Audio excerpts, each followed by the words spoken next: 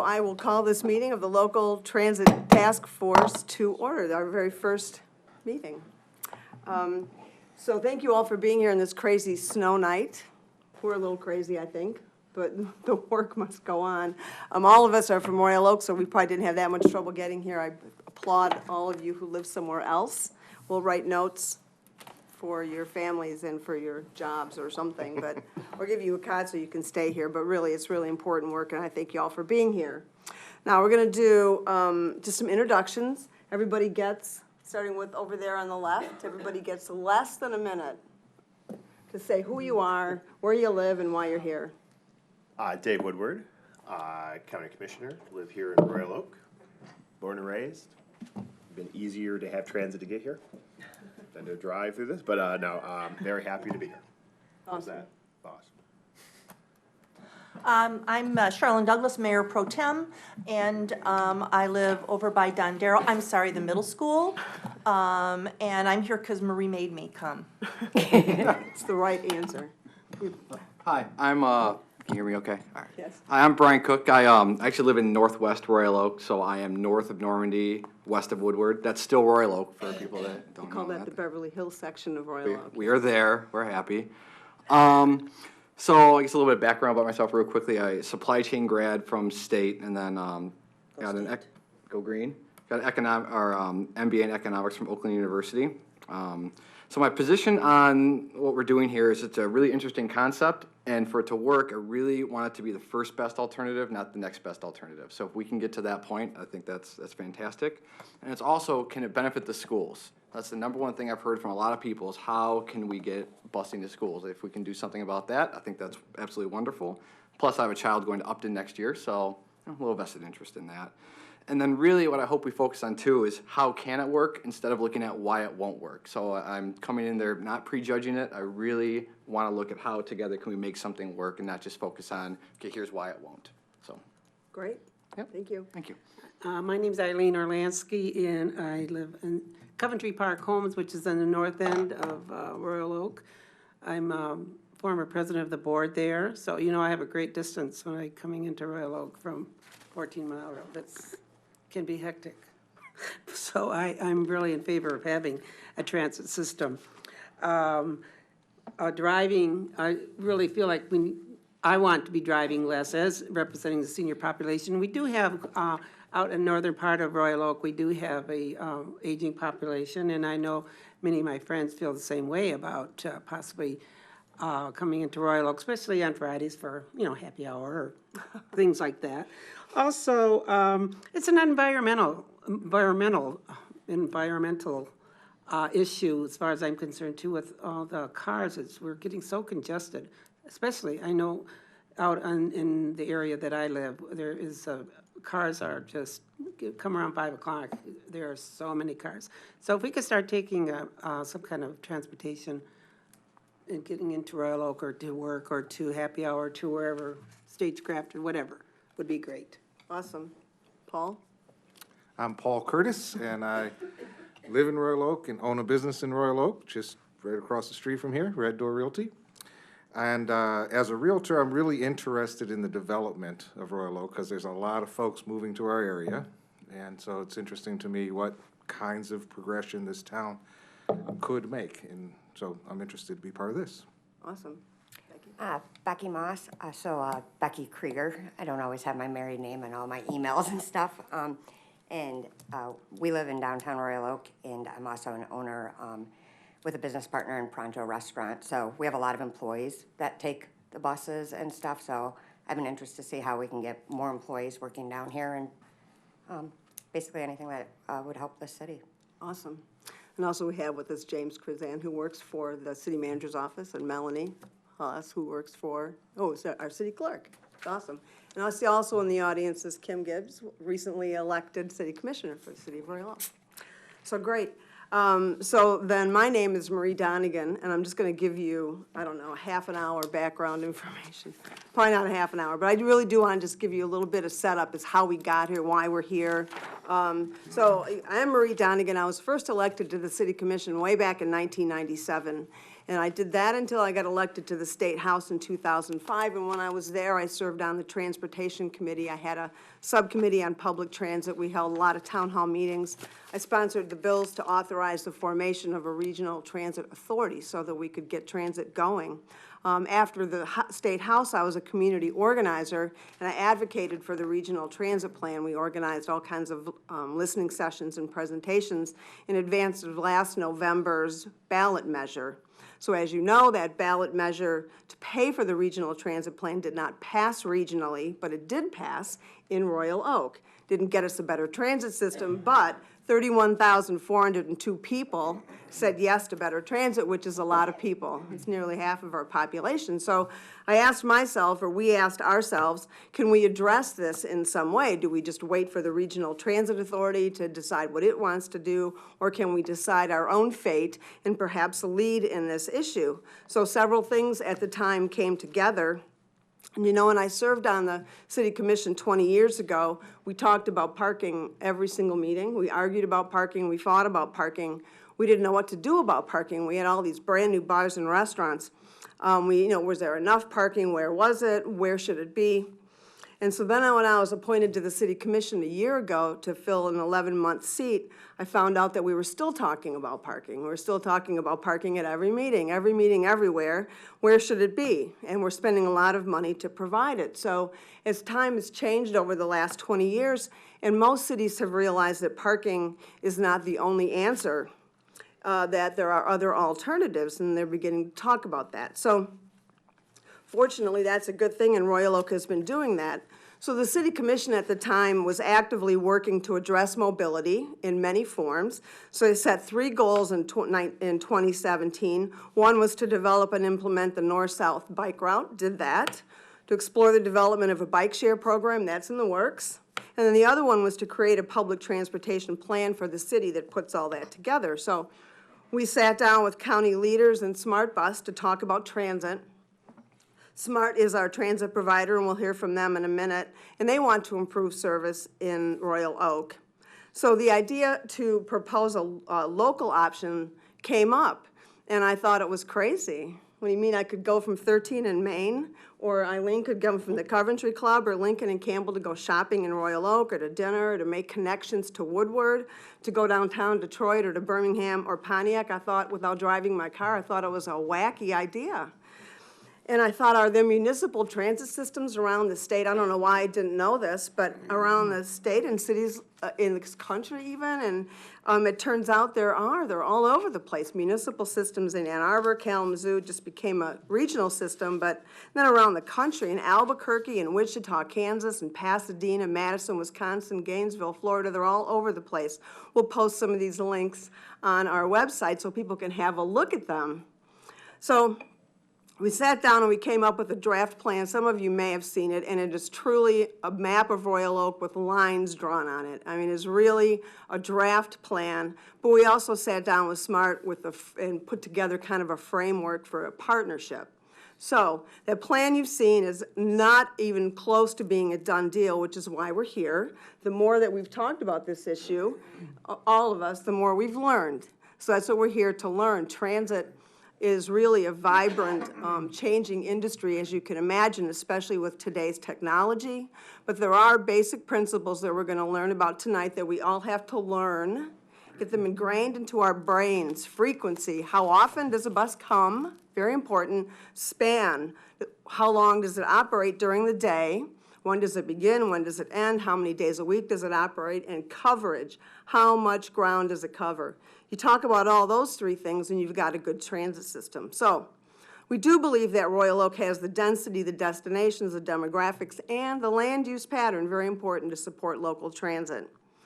So then we talked about who are our customers. Well, you can imagine who they are. We have seniors who can drive, seniors who can't drive. We have students, our young people, visitors to Royal Oak for our events, people like me who live at 13 in Maine and want to go downtown for dinner but don't know where I'm going to park, people who go to work, people who visit their parents, people who do stuff every single day, normal stuff like shop at the store, people who go to the farmer's market.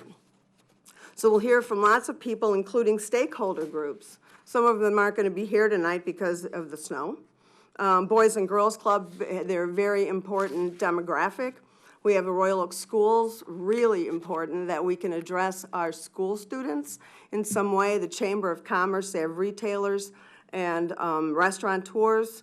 Our senior center, of course, we have Paige here who will talk about the senior needs. The Detroit Zoo has a story to tell. I see they're not here. They will be here. And so that's why we're here, is to figure out a way that, to figure out if Royal Oak really can become a city that provides a full range of safe and efficient transportation for its residents. Is the plan we put together, is it right for us? Should we do this? Does it one size fit all? Will it work? Is it safe? How much will it cost is really one of the big questions. So that's what we're here to do. So what we're going to do, this is kind of the schedule. Tonight, we're going to learn about public transit, what we call Transit 101.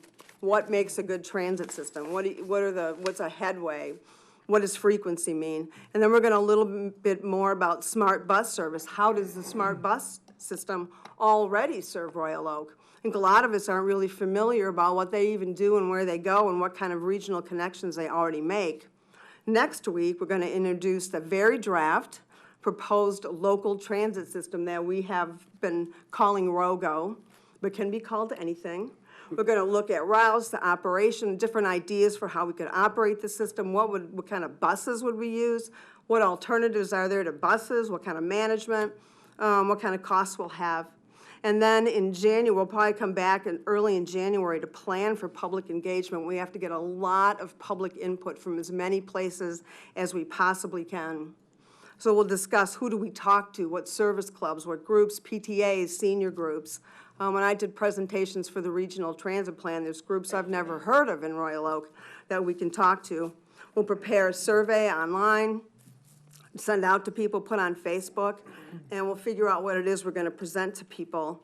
And then sometime in January, we'll hold an open house, at least one or two during the day. We loved the Normandy Oaks one. 500 people came. If we can get that, we'd be great.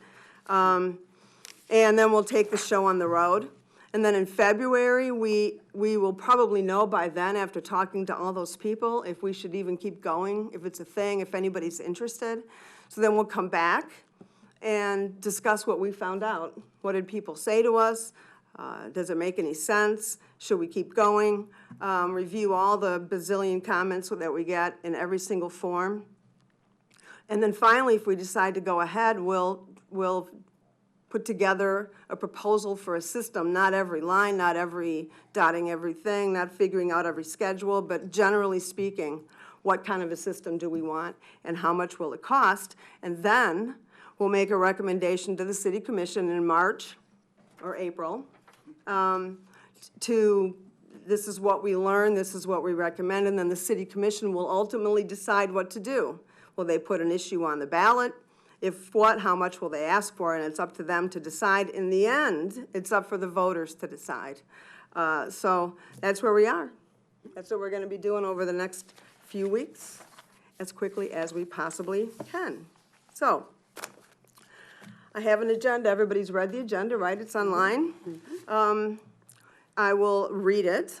Approve the agenda, Transit 101, we're going to do that. Then we're going to talk about the smart bus service. Then we're going to hear from the stakeholders that we have here. I know we have Mary Beth Fitzpatrick, the superintendent of Royal Oak Schools. We have Paige from our senior center. I don't know about anybody else. Brett Talander, hopefully we'll get here from the Boys and Girls Club. He's got kids stuck at the senior center, at the Boys and Girls Club, waiting to get home. So we'll see. Any of these we don't get to tonight, they'll come back next week. And so the stakeholder reports, then we're going to talk about the next meeting. Then we're going to have public comment. After the end, after we've heard all of that, then you can comment about whatever you want to comment about, and then we'll adjourn. So that's it. So do I have a oh, and I should say on the agenda, we did attach some stuff. The history of transit in Southeast Michigan, in case you want to read that, how we got here even. It's a really interesting history. Some smart facts. We got the senior folks sent a city commission a report, so I put that on the website for you to read. And we'll post anything else that we get that seems interesting over time. So, do I have a motion to approve the agenda? I'll move. Seconded for what? by Brian. Sure. The vote, second, all approve, say aye. Aye. There we go. So let's get down to the meat here, so Robert can get home. So thank you. I want to introduce Robert Kramer. He's the Deputy General Manager at the Suburban Mobility Authority for Regional Transportation, commonly known as SMART. So you've had various positions at SMART over the years, so I see you're also in private practice. You have a Bachelor of Science in Urban Planning from Michigan State University, sorry. And you're working on a Master of Business Administration. So you've been very helpful to us, and you're here with a PowerPoint that I think will be on TV. In case you didn't realize this, we're on TV, everybody. So Robert, I'm just gonna leave for you to take it away. And then if you could just, I'm sure you'll have questions. I know Brian's got like a book of them over here, which is great. But if you could just wait until we're all done with Robert, and then we'll just sort of ask all the questions at one time. It's gonna be on here, or? It is on there somewhere. Okay. Yeah, right there. So, there you go. And thank you for coming, Robert. Thank you. Having me. And you brought some handouts too for everybody. Yes, and I have extras if anyone would like to take them. Okay, so thank you for the opportunity to participate in this interesting effort. I'm going to start off by saying that I'm going to be skipping around a little bit in my presentation to better jive with the we'll learn first and then I'll tell you what we do kind of agenda. So bear with me, but what I'm going to try to cover in this presentation is basically kind of what is public transportation, what do you have here in Royal Oak, the basics, so I'll probably flip those two. And then also at the end, we've added some kind of examples of the innovative mobility options is the way I'm going to describe it, which would be kind of a non-traditional public / semi-private transportation. It's, again, it's the Ubers and other similar organizations. We have just a little bit of research and information to kind of whet the appetite on what those could be. So what is public transportation? It's a publicly funded service offering a range of transportation modes for general use. It relies on a backbone generally of fixed route bus, which that means when you say fixed route, it means basically there is a route and stops that are fixed, meaning they don't change based on, each time the bus goes, it's going to follow the same route, the same stops, the same schedule. It has a posted schedule.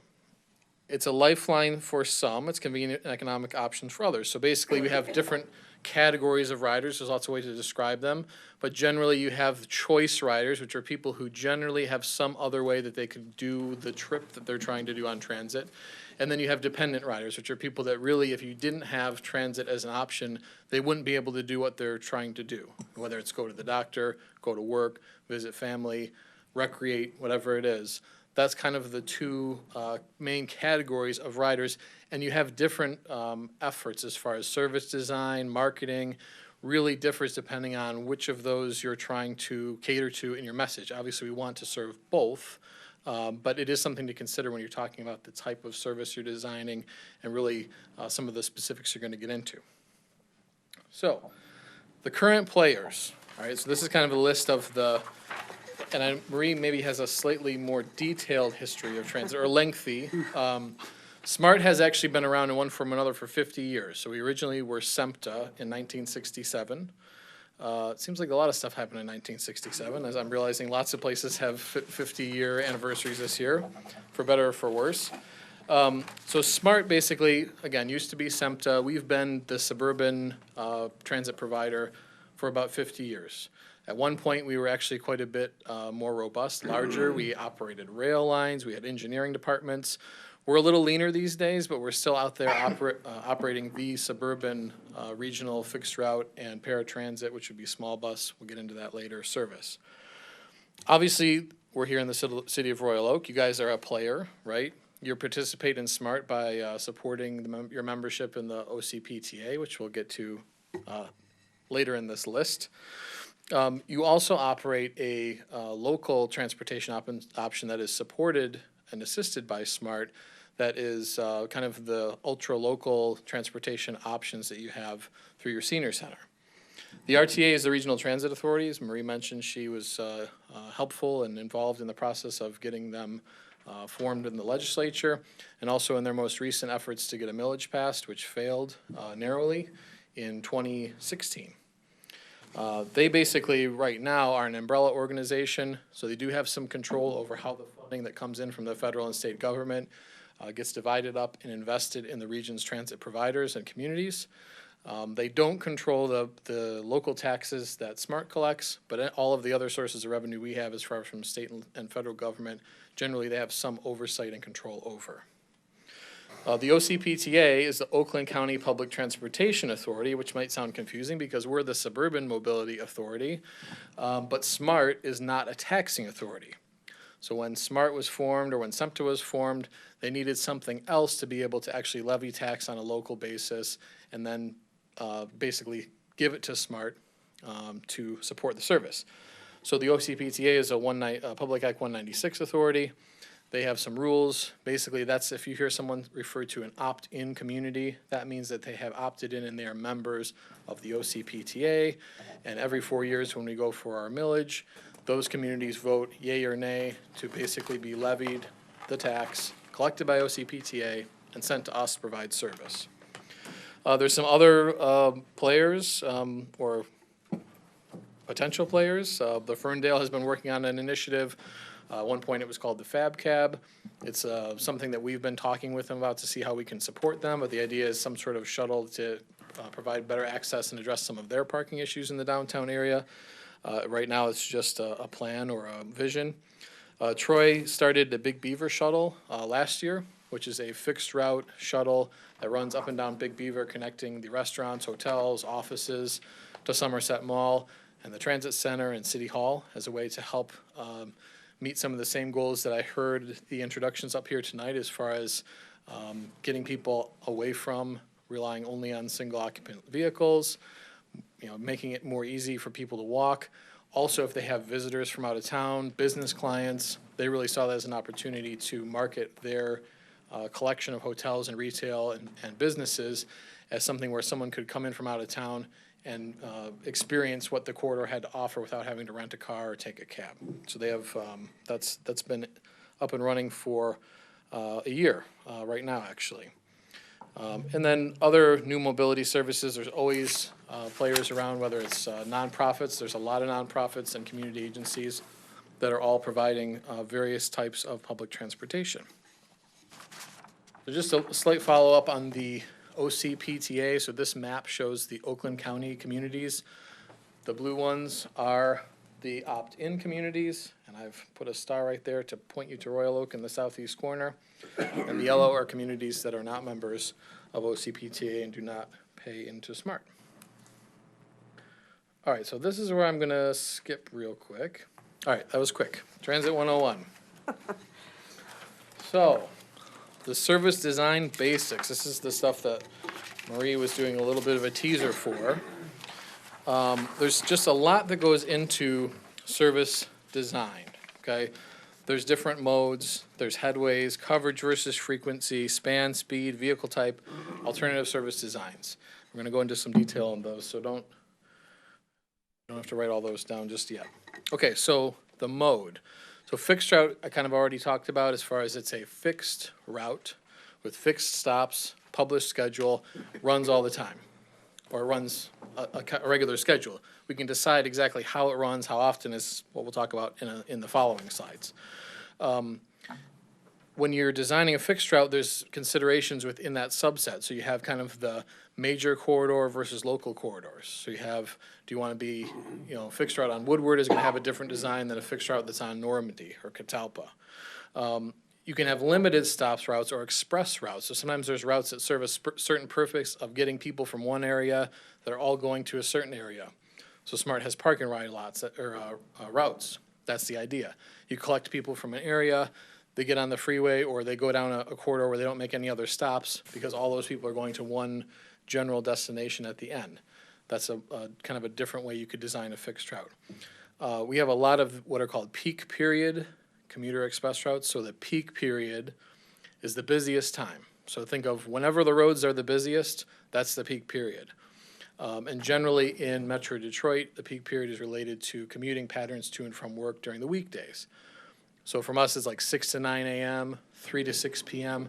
Those are the peak periods. That's when we're running the most service. That's when there's the most people on the road. That's when the most people are trying to get from one spot to the other, generally to or from work.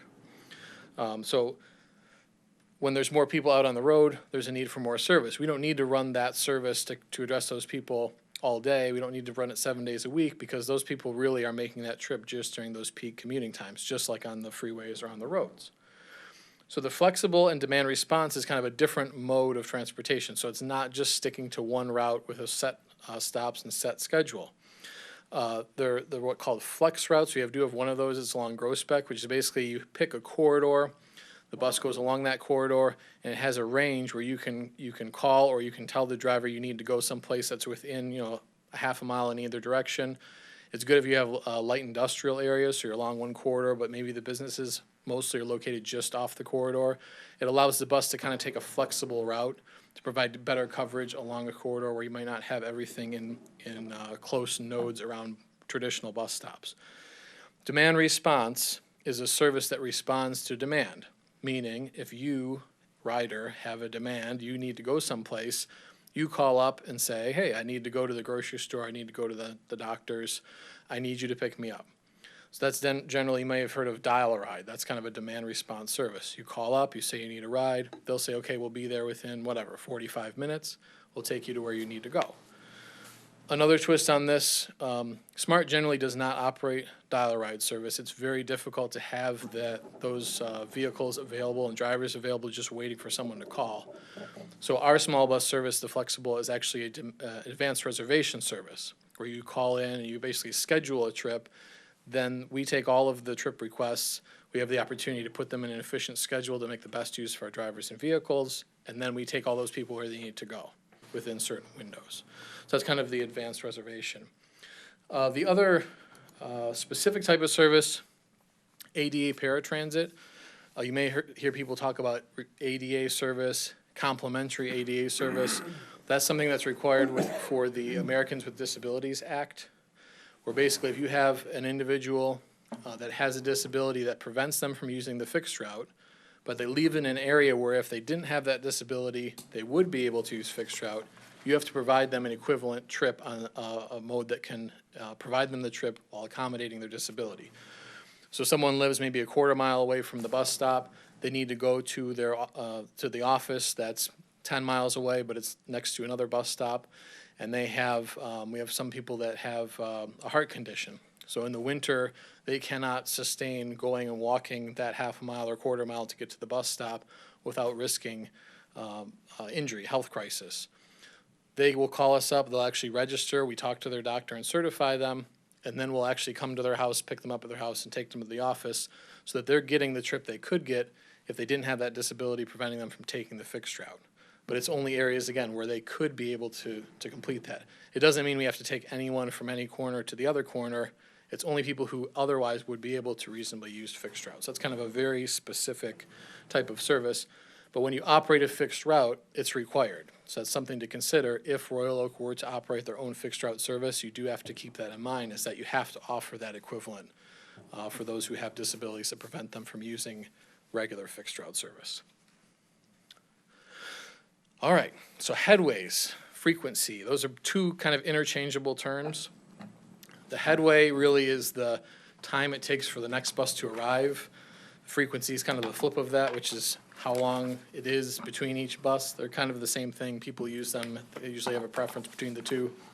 What that means is, how long is it going to take between trips? So if you're standing at the bus stop, you just missed the bus that you want to take.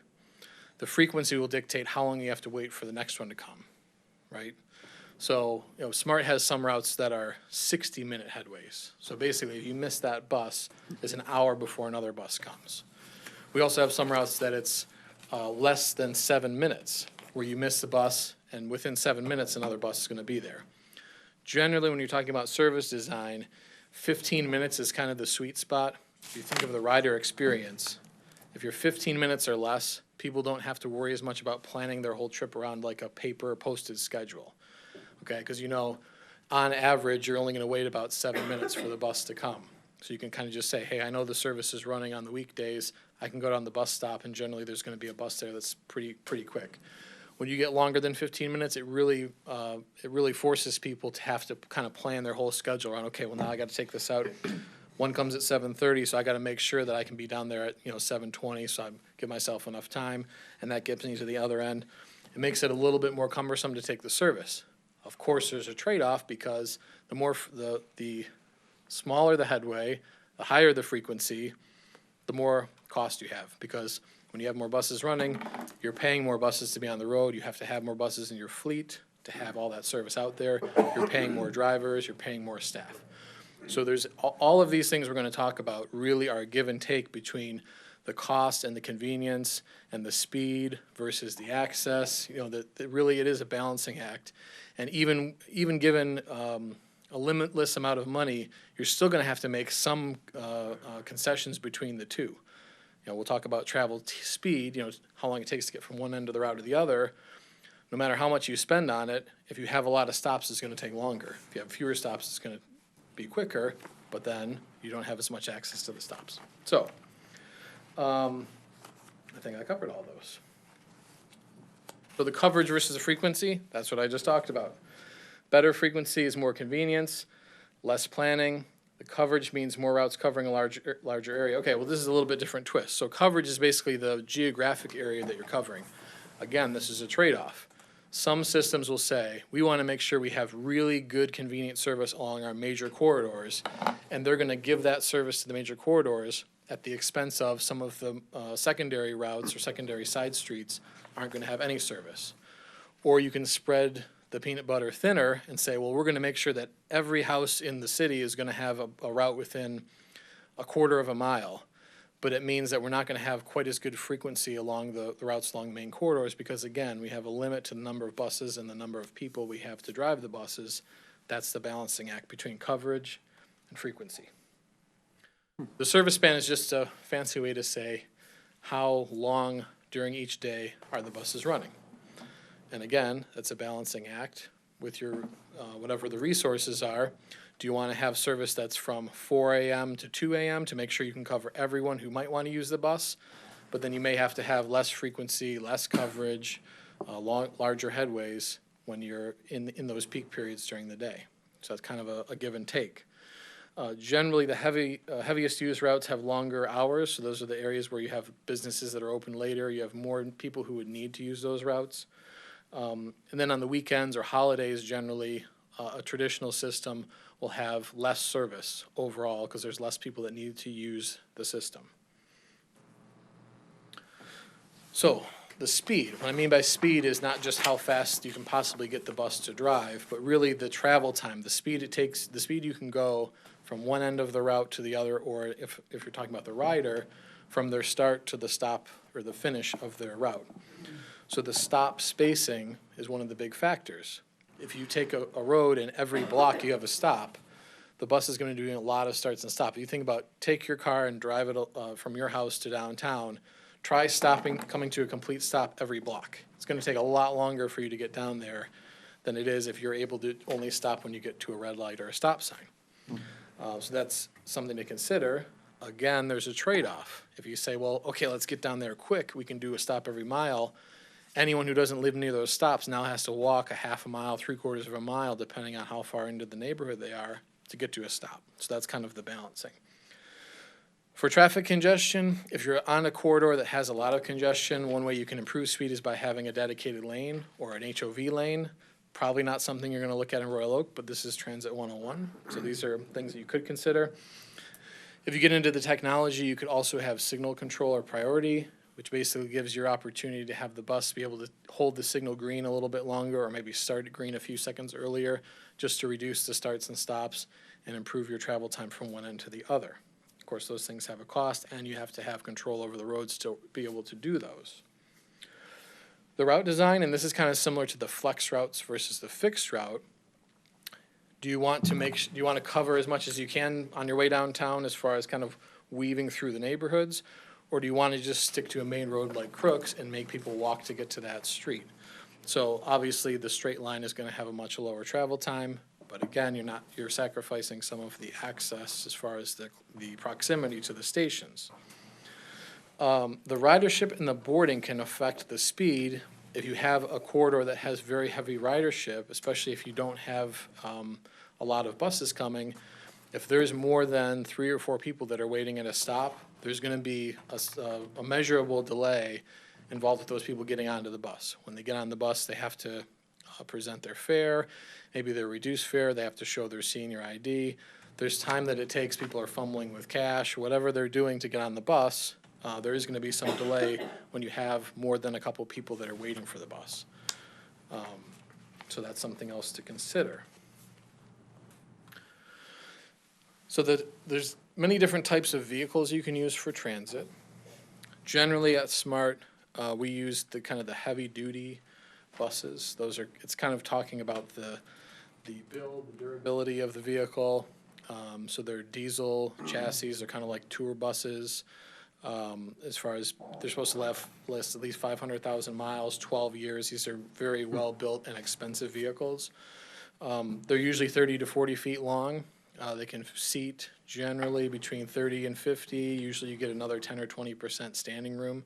The buses are designed with bars and straps and stuff that people can safely stand during the trip. That's something that's totally acceptable and generally occurs in areas that have high ridership.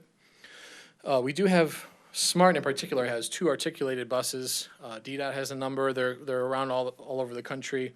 Some people refer to them as accordion buses because they have a bend in the middle. So they actually have 3 axles. They have 1 in the front, 2 in the back. Interestingly, they have a much smaller turning radius than a 40-foot bus because when they bend, they're actually easier to navigate in tight spots.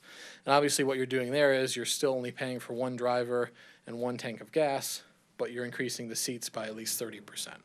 So on high-use corridors, you're just adding more seats each time the bus goes by. You're paying a premium because the vehicles are much more expensive. Outside of the large buses, there's a lot of options for the small buses.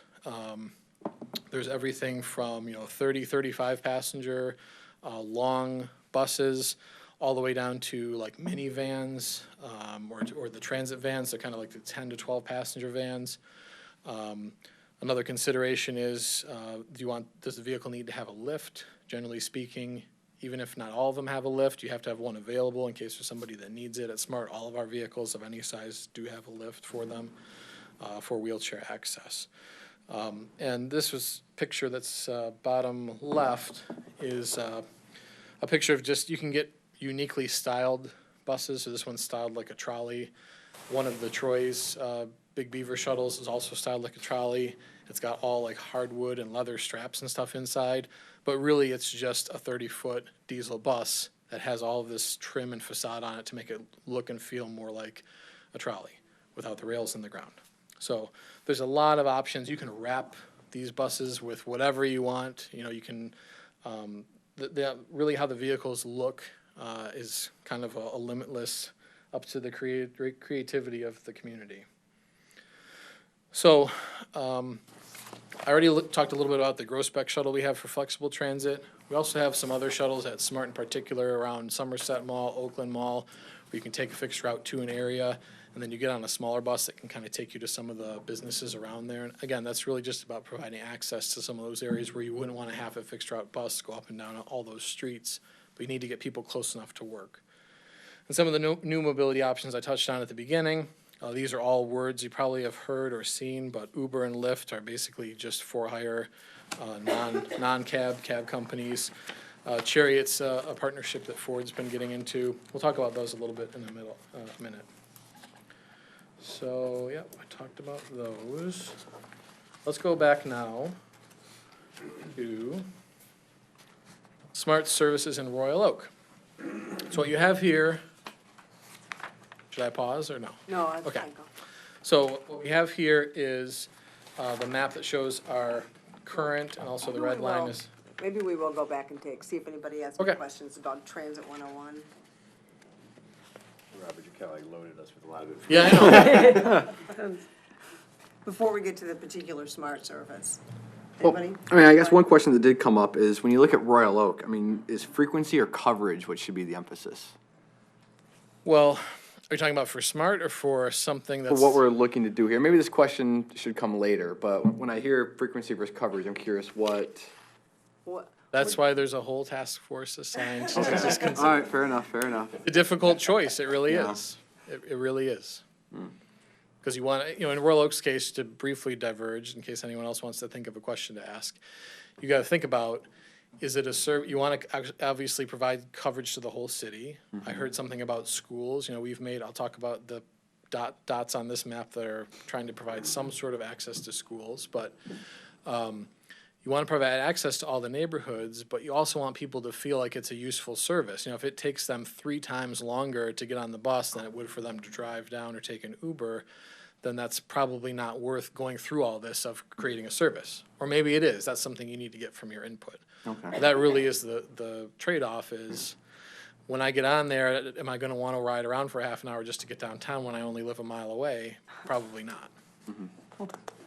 Well, let's move on, and then we'll talk about the smart service and then come back. Oh, did you have a question? Well, I was just going to ask about the, I remember express buses, Is that something that's in use now, like a certain period of time, that instead of having all these stops, you could, say, from one end of Royal Oak to the other, you could have an express, especially if people are working. Is that something feasible for smart, or do you do that?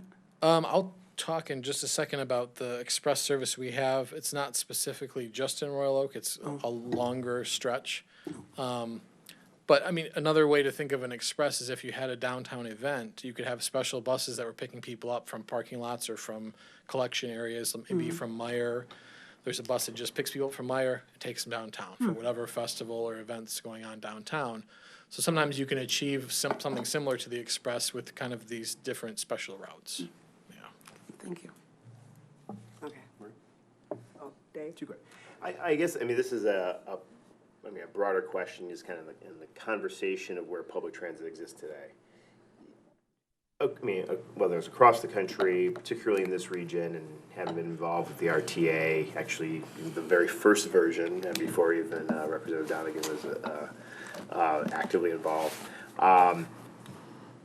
Is there a movement by communities to try to heighten utilization within their geographic area? I guess specifically, so often, particularly in our area, transit's designed to get riders that have really no other alternative from one location to another. They have to riders if they don't have cars or they have mobility issues that they can't drive, versus choice riders that might take it if it was reliable. And I speak from my personal experience.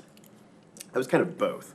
I went to Wayne State. I picked up at 13 at Woodward, crammed, studied for an exam. 30 minutes later, boom, I was ready. Now that was convenient because it landed like right on the route there. But were there other creative ways I could find my way? Hitchhiking or luring a friend to help. Get me down there. Probably, but I fell in kind of the space of both. So.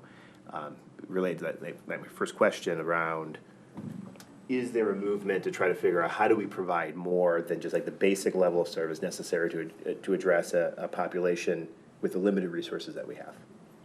Sure. So part of what we'll talk about in a slide or two is Smart underwent some significant cuts in 2011. We had all of our local revenues all tied to property tax, and we all know what happened to the local revenue. It went down by a lot. So we did make some significant cuts in 2011, and when you do that, you really are forced to focus on making sure that you can meet the needs of those people that don't have another option. We've made some good strides since then. We successfully passed a millage increase. We've replaced our buses, and we've developed this new service I'll talk about in a second that really is starting to think about how do we make it easier for people to connect and make it a more attractive service for more than just those required trips. So definitely that's something you're always trying to do, but in a region where those who are involved in the RTA effort know there's all these numbers thrown around about, the per capita spending for the region is very low. And so really you're forced to make sure you can cover the basic needs first. The more resources you have to deploy, obviously the more you can start to go into areas where you're trying to actually encourage and entice people to change their mode, use transit, then you get the environmental benefits, the congestion relief, all that sort of stuff. So it is kind of a delicate balancing act, but that's the direction that we're moving in. And that's the direction that an investment in kind of this intra-city transit you guys are talking about would definitely go in that direction. And just really, I mean, you mentioned the per capita investment in transit.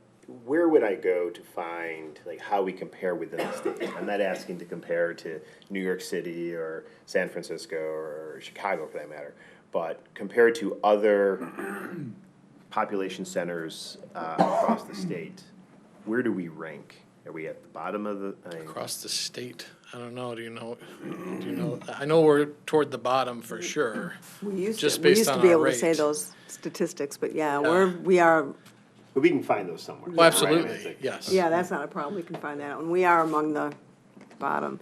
And some of the transit systems I talked about earlier, like in Wichita, for instance, Wichita, Kansas, they, on paper, they have a really beautiful looking system, but they don't have a dedicated source of funding. So they're relying on general funds all the time just to make their system work. And so it's a beautiful system on paper, but if there's no money to back it up, it's what it is, a nice drawing. And so, so it will be interesting to see what all of these systems spend, and we'll get that information. Absolutely. I know compared to, thinking of more peer regions, Cleveland is a city or a region that's had a similar track, but they've been making some pretty significant investments in transit. I believe they were up to $170 or $180 per capita, and as a region, we're, I think, 72, 75. So even just compared to a similar type of community or region, we're still very low. Then you go to New York and they're like $1,000 per capita. Obviously, that's a totally different place to be. Seattle's made a lot of investments. They're over $500 per capita. But even just compared to some of the cities that are more similar to us or regions, we're still pretty low. And so that kind of forces you to really focus on just the basics and then look for opportunities whenever you can to trend more toward enticing people again to become choice riders. May I? Paul's So got a question. you happen to use the phrase, "the basics" twice in the last couple of minutes. What would you say the basics are for a transit system? When you say focus on the basics, what's in your mind? Well, I mean, the basics really are, we're designing a system within our limited resources to provide the greatest access to jobs. I mean, that's 75+% of smart riders are going to work. And so when we're designing the system, that's really what we're focused on. How do we get the workers to the jobs? How do we provide access to employees to employers? Okay, that's going to be our first criteria. Also, kind of a close second is we're looking at other major areas. So we're looking at hospitals, we're looking at secondary higher education, we're looking at major retail areas. But again, those three often also coincide directly with where the highest concentration of jobs are. So for us, we're really trying to make sure the basics, to me, really are get as many people to jobs and to work as you can and try to bring the region up economically that way. And then hopefully it leads to better things. Okay, real quick follow-up. So you're talking economic benefits for a region. Right. And so if you had Maslow's hierarchy, if that's the basics, what's the next level of desire? I think really that's a pretty big step, right? Because there's always going to be areas where there's growing employment. There's always going to be areas where you need to connect to more. And the $1 million question is, when do you get to the point where you really have saturated and really actually totally met that basic need? From there, then you look for opportunities, and we do have some of them in our park and ride routes, where then you're trying to address some of these other special trips. That's not really the right way to put it, but it's heavy commuting patterns. So getting people along the I-96 corridor to downtown Detroit, getting people from Pontiac, from the Woodward corridor into downtown Detroit for events and for work. And that's kind of what our new service is starting to trend in that direction is. How do we then look at what's the next step really is connecting people to areas where maybe they could find some other way to get there. But there's a lot of benefits, economic, parking, congestion, all that really is a benefit to trying to provide more of those trips. Yeah, thank you. Yeah. Okay, SMART. how SMART serves Royal Oak. Okay, And so the region, I suppose, but yes, go well, ahead. we'll focus on the smart services in Royal Oak. The folders I handed out had more of kind of our overall region stuff. So in smart, in Royal Oak, we have, I like to call them the different layers of transportation that SMART supports. So the first one we talked about mostly tonight is actually our fixed route service. So the map has, the blue lines show all of the fixed routes that serve the area. Generally, if you think about the numbering, we have a numbering system that can kind of tell you a little bit about what the routes are. So in Oakland County, kind of the main north-south routes, Woodward would fit into that category, are the 400 routes. So if you see a 400 at the beginning of the route, that's kind of an Oakland County north-south route. If you see a 700 route, those are generally the ones that are cross-town, so they're connecting Oakland and Macomb County one way or another. So 9 mile, 12 mile, 13, 14, 15, those are the routes that cross. And then, I'm trying to think if there's any others. If you get into the 750s, those are the routes in Pontiac. They're not on this map, but farther north. And then when you're in the 600, 5 and 600 routes are in Macomb County. The 1 and 200 routes are kind of Wayne County, and 300 is that Farmington Hills area. So there's kind of a rhyme and a reason to the numbering system. All of these routes serve different purposes and different times. You see that there's a number of routes that serves Woodward. Obviously, that's a main corridor, so we have a number of different services that are along that corridor. If you see a circle that's white with blue letters, that's kind of a limited route, so it only runs at certain times of the day or certain times of the week. So the 465 and the 445 are some of those commuter peak trips you talked about, so they're only going downtown Detroit in the morning and then out in the afternoon just during the week. Okay, and there's an extra need to have those trips going up and down. The 450 and 460 is our second highest traveled line in our system. Those are basically just two variations of the main line service that's running on Woodward. I always get them flipped still. 450 continues on to Pontiac. 460 actually goes to Somerset. So that's the difference. And then that's the main difference between the two. And also the 450 does not come into downtown Royal Oak. The 460 does.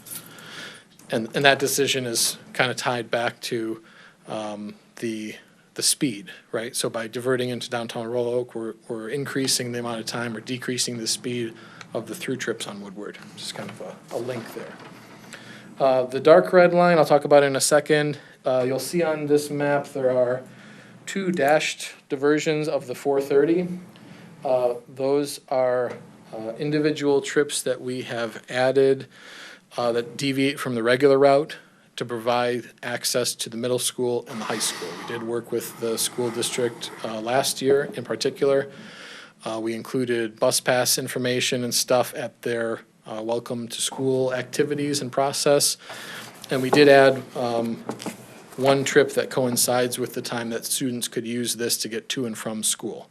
Now, obviously, it still is limited to the confines of where they could connect to and from. This is not a solution that covers the whole city, but that's something we were able to do within our current framework to kind of work toward adding at least that option for people who needed to get to school in Royal Oak. So that's basically the fixed route system. Our connector system is the advanced reservation I was talking about earlier. So you need a ride, you call beforehand, and then they'll let you know when it is, and then they'll come and pick you up, take you where you need to go. But that's for 60? No. Oh, that's for The anybody? connector service is available for everyone. We do prioritize medical trips, so there are cases where we have more requests than we have the capacity to provide those trips. We prioritize medical trips first. So if you call up and you need to go to dialysis or to the doctor, we're gonna make sure that we prioritize that first. But it is available to any age, it is not senior only. The ADA paratransit I mentioned before, yes, sir. I guess to take advantage of that, how far in advance do you have to contact someone? It's gotta be, I believe, at least 48 hours. So basically during the day, a day before you need to take the trip. The only other real limitation is the farthest you can go is 10 miles. If you need to go farther, we can try to connect you with a fixed route, but that's a constraint that allows us to, again, we're trying to provide as much service as we can. If we're taking people, a single person in a single vehicle 20 miles, that's really going to jeopardize that vehicle and make it not available to help others. So that's kind of the one constraint for connector service.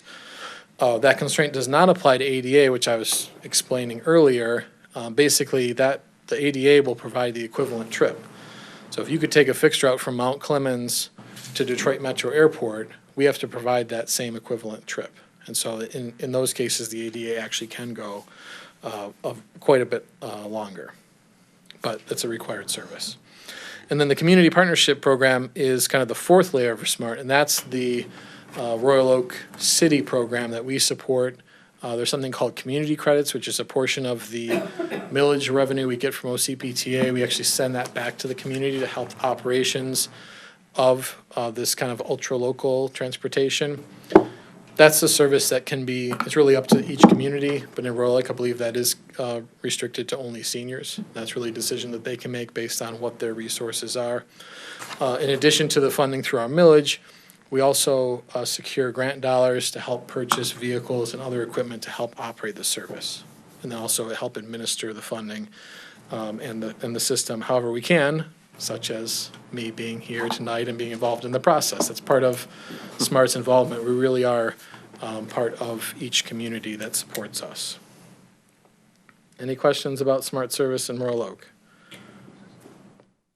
No, good. Go ahead.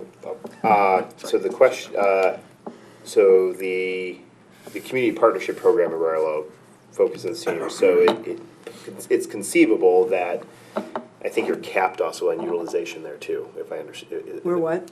For the community partnership program, I think a person can use it only so many times a week.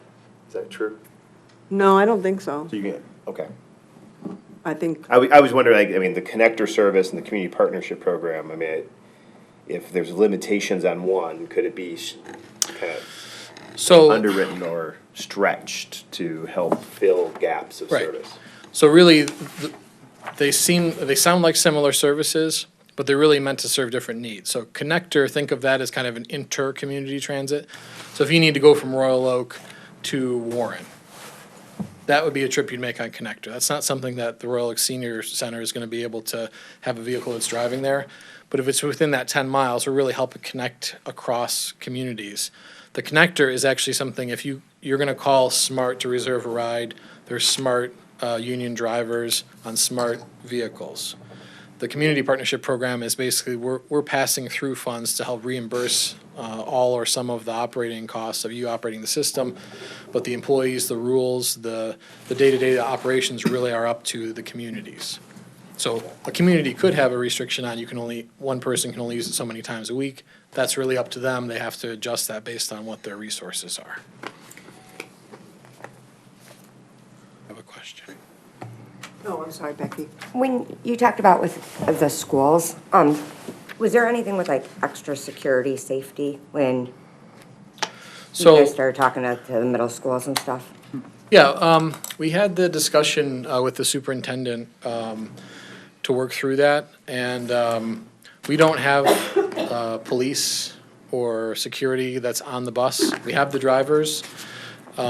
Every bus is outfitted with 11 security cameras. There's not a live feed, but we do record that, so if anything was to happen, we have the footage and the audio that's involved in that process. So that wasn't deemed to be a significant enough consideration to kind of scuttle having access to the middle school and the high school. But that could be a consideration if you're looking for some more robust service for students, for kids as young as 10 or 11, that could be a consideration. Has there been any incidents? No. Okay. Do you provide, does SMART have, like in other cities, Pontiac, I don't know, whatever other cities, kids, school, do a lot of school students ride the bus? That you know of? We used to have more routes that coincided with time. There's rules, SMART and public transportation cannot be a school bus service, right? It cannot mimic yellow school bus service. If you have regularly scheduled routes that go to the different destinations that goes to schools, then you're allowed to have that. But you can't say, hey, this bus is school kids only. You can't treat it any differently than you would a regular fixed route. So the answer is, I don't have any specific data, but I know anecdotally that there's a number of school students, both in middle school and high school, and then you get into college, obviously there's a lot more who use the bus. But we do have kind of across the region, there are some people who use it to get to school. I think this is going to be an issue here in Royal Oak that we're really going to want to study, because it's a really important issue for us, I think. So a lot of the comments we get on Facebook is, what about the schools? I do know DDOT, the Detroit system, they have a lot of kids that ride the school bus, Yes. and have for years. Correct. Especially the number of charter schools. Charter schools don't come with buses. So it's a big deal in the city of Detroit. I don't know how they handle it, but I suppose we can find that out. I think that's a really important consideration, which is why we're gonna have a good partnership, I think, with our superintendent. Yes, Brian? A quick question on the 430. How many students are riding that now? Do you have any idea? We haven't done a specific survey on that. I would guess that it's not many. Okay. Maybe just a handful. I don't know if the school tracks any of that data. Originally, when we talked to, it was the last superintendent who really spent some time on that with. They were thinking of trying to collect some data, but SMART doesn't have any specific data. All you would have would be how many people, students or otherwise, got on at one spot and got off at another. So we could maybe try to see how many people got off near the schools. I'd be curious. I would guess that it's not very many, though. And just to kind of add on your point about the city of Detroit, that's their busiest time of day is related to school trips, because they've always had a lot of school, especially high school kids, because you don't have to bus for high schools. A lot of high school kids have always used the bus. As they've closed more and more of those, people have to go farther and farther. They have huge numbers of students who ride the bus in the city. Yeah. Yeah. It's worth studying, I think. And then you didn't mention the, because you didn't know to, but the Boys and Girls Club in the south end of town, Brett Talander was going to be here, but he's the executive director.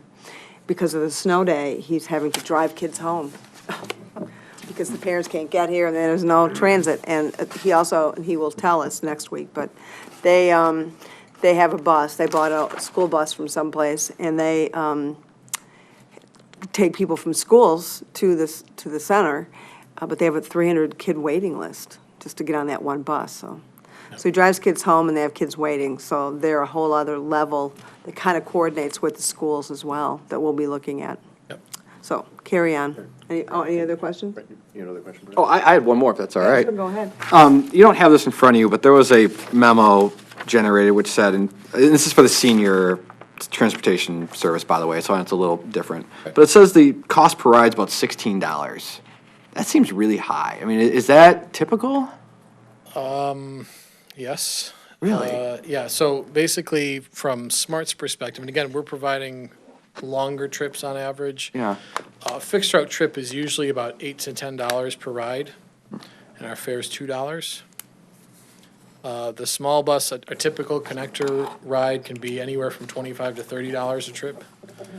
The 88 trips can average a lot higher than that, again, because you're making a longer trip. They can be upwards of $40 a trip, and we're collecting for ADA $3 a trip. So there's a reason why this is public transportation and why it's subsidized. It is not a for-profit endeavor, simply put. Yeah.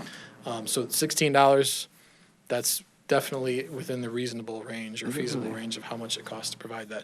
And again, the discrepancy between fixed route, really, the fixed route's there whether there's one person or 20 people riding the bus. Yep. So we have travel train, we have efforts to try to get people to use fixed route as much as you can, because again, once the route's there, it doesn't cost you anything else to add people until you get past, 60 plus people a bus, which that's a significant difference.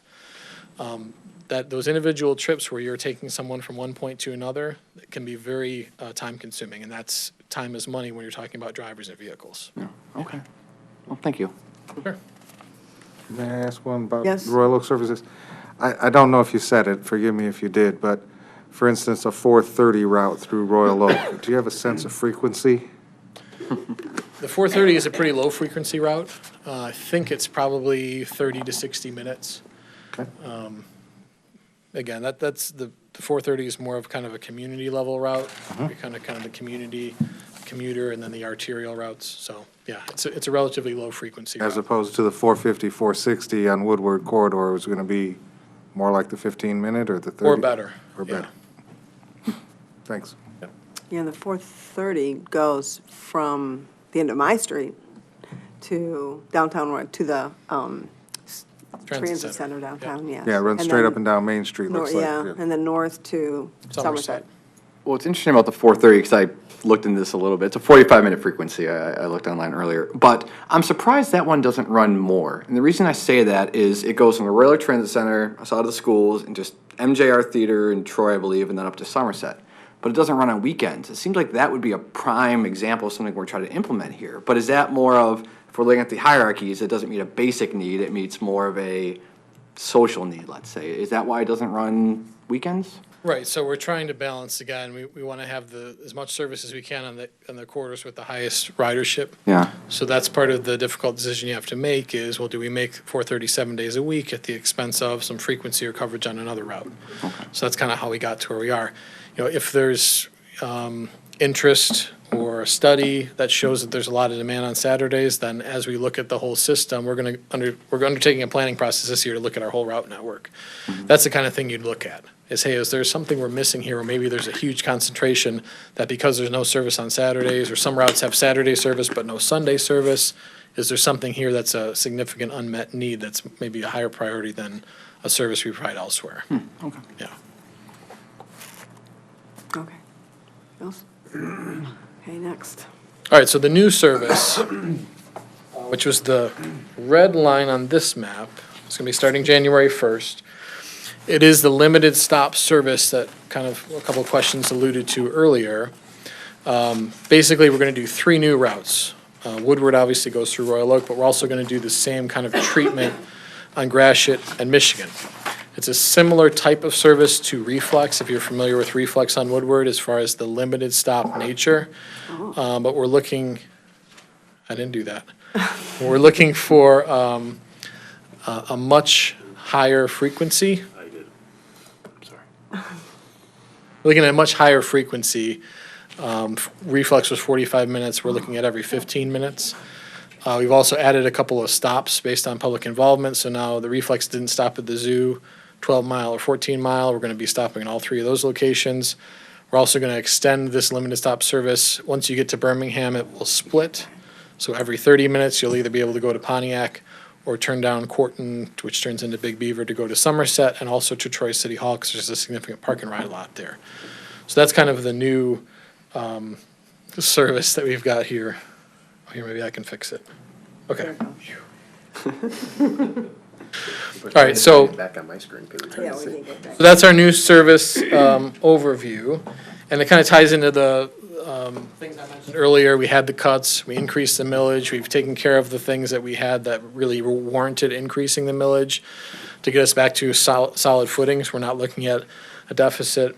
We're ready to maintain and start to make some very small incremental improvements. We're focused on better access to jobs, so that kind of ties into one of the questions from before. Schools, airport, medical facility, entertainment. It has limited stops, which gives some people heartburn, because they're saying, well, you know, it's really gonna affect the ability to access. We were very deliberate in how we picked the stops to make sure that they could connect to as many mobility options as possible. So anywhere there was a bike share in Midtown, downtown, or in Dearborn, they have a bike share also. We were trying to site the stop locations to coincide with bike share locations. We also made sure we were covering all of the opportunities to transfer to other transit routes for SMART and DDOT. And so that's the statistic. If you use just these 3 routes with the very limited stops, you could connect to 92% of all the routes in the system directly. And just kind of for a point of reference, generally we stop every 2 blocks. That's kind of the regular local service. So that's like 1/8 of a mile, or even maybe a little bit less than that. This service is about every 1 to 2 miles. So it's really you're cutting down the stop locations by like 80%, some cases even more.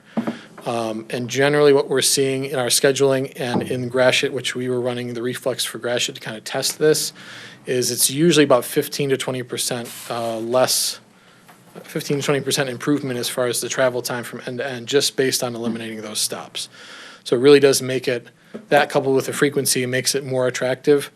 The other thing that's important about this service is that it runs the whole route 7 days a week. As part of our cuts in 2011, we stopped, other than during those weekday commuting periods, we were stopping all of our routes at 8 Mile and Woodward and turning them around. And again, that was a balancing choice. We said, well, there is an option for people to use DDOT in the city. It might not be a great option as far as having to transfer, but we cut those routes in order to be able to preserve some of the other routes out in the suburbs where there wouldn't be an option if we had to cut those. So that was one of the difficult balancing choices is, can we cut some service along a corridor where there's other options in order to preserve it along the other corridors? That's the dreaded state fair stop. Yes, the state fair transfer is the area where right now, if it's outside of those peak weekday periods, you do have to transfer. The Is new this going service is to 7 replace days. reflex, or hasn't that decision been made yet? So on Woodward, it looks like in order to meet all the public hearing requirements and scheduling changes, DDOT's going to continue to run their reflex for the first quarter. Generally, transit properties, in particular Smart and DDOT, we do service changes every quarter. So every 3 months, we have the opportunity to either make small adjustments or huge changes. So they're going to run it for one more cycle, and then they'll phase out. It will go away at that point, and they'll reinvest those resources elsewhere in their system.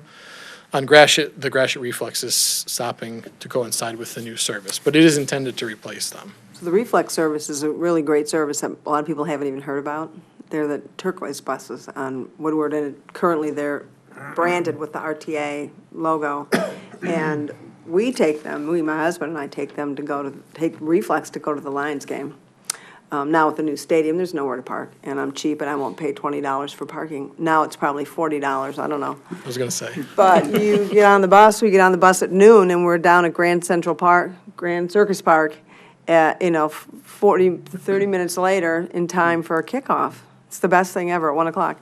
And so I encourage everybody to take the service. We are usually the only football fans on the bus, which is just shocking to me because how else is everybody getting there? I don't know. But for $1.50, you can't really beat it. But the issue is, people always say this whenever I post on Facebook that we're taking the reflex bus. They say, where you park? How do I get to it? And so I do tell everybody you can park at my church, which I say that publicly on television, but I figure if our parking lot is so full of transit riders, we will have fulfilled one of our missions at our church. But that is an issue, and that's one of the things that we'll consider. We have to consider here is, so great, it's on Woodward, but how do you get from my house at 13 in Maine to Woodward? How do you get from wherever we all live, where you live, to Woodward? And so making those connections, if we're speaking of a local system, is the only way it makes sense. We can go around and around in Royal Oak, but that's not what everybody does. Right. People want to make those connections. And so are there park and ride options, or have you been working on those yet? I know we talked a couple times about this whole Right. church thing, but. Yeah, so that's kind of a work in progress along all three of these corridors as we're looking for formal park and ride opportunities. We've had great partnerships with Myers along other routes where they'll allow us to kind of cordon off a corner and say that that's a good spot for people to park and take the bus. So we are looking for that. We did add stops at the zoo, 12 Mile and 14 Mile. We think there's opportunities at each one of those stops. Also, due to the diligence of this city's planning commission, the new development where Northwood Shopping Center used to be will include some spaces specifically signed as available for people to use for a smart park and ride. When that's finished, I think in about 12 months from now.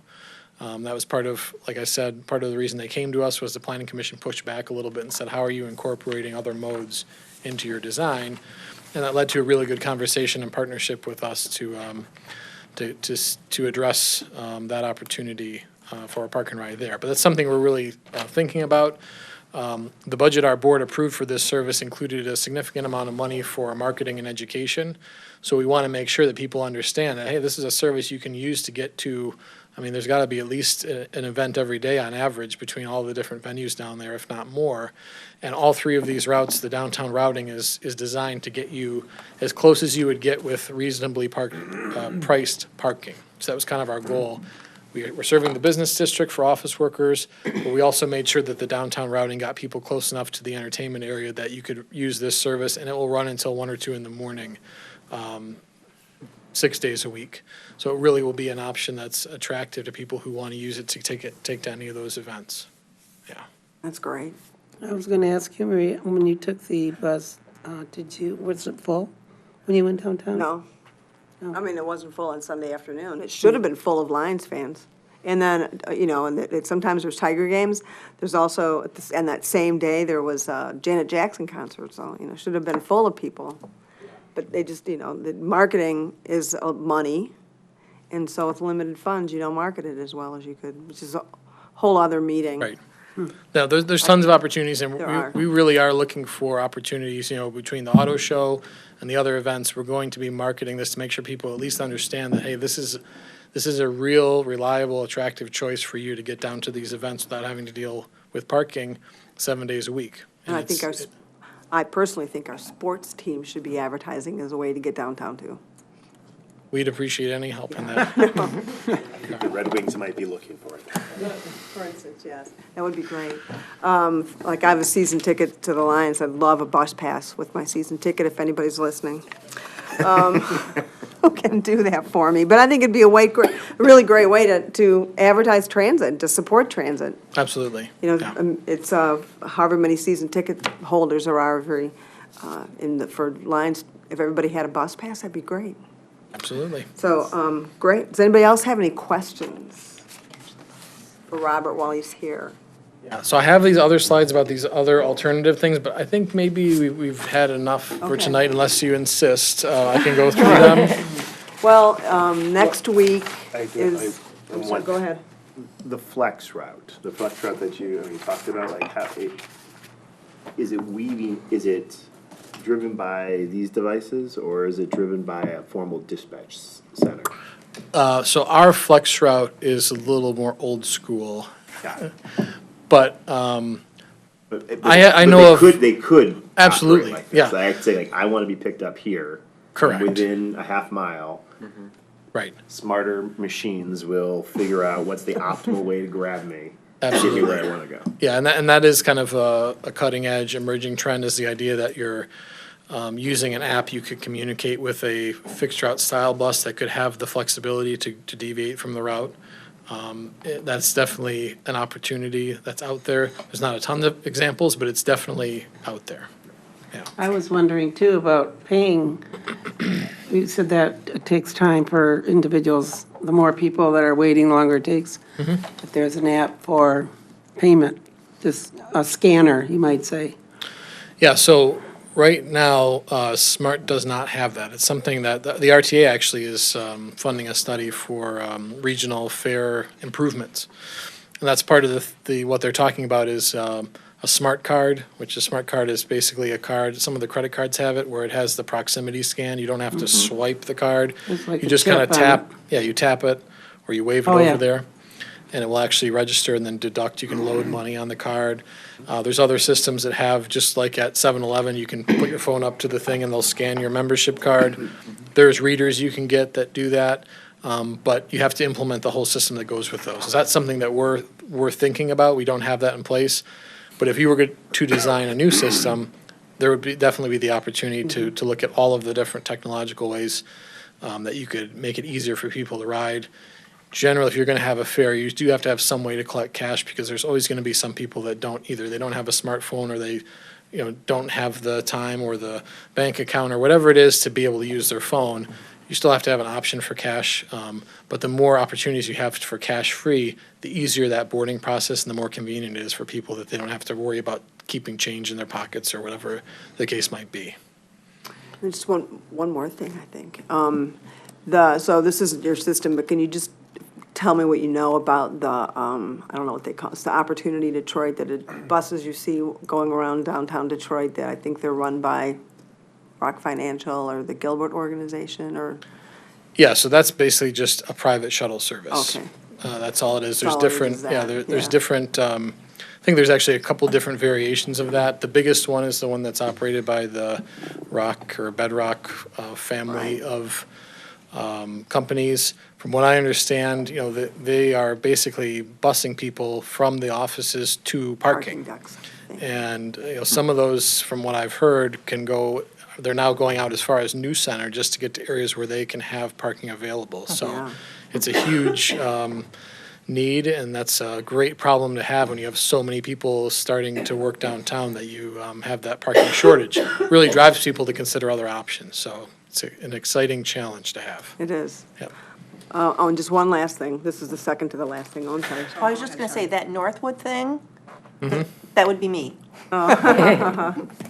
Congratulations. So you mentioned airport service, I think briefly. Is that part of, and I didn't hear it. Is that part of the new service consideration? So the Michigan route of the 3 routes goes down Michigan, turns on Merriman, and goes down to the airport and serves both terminals with the limited stop service. So you can get from downtown Detroit out to the airport, depending on which terminal and what time of day, 60 to 70 minutes.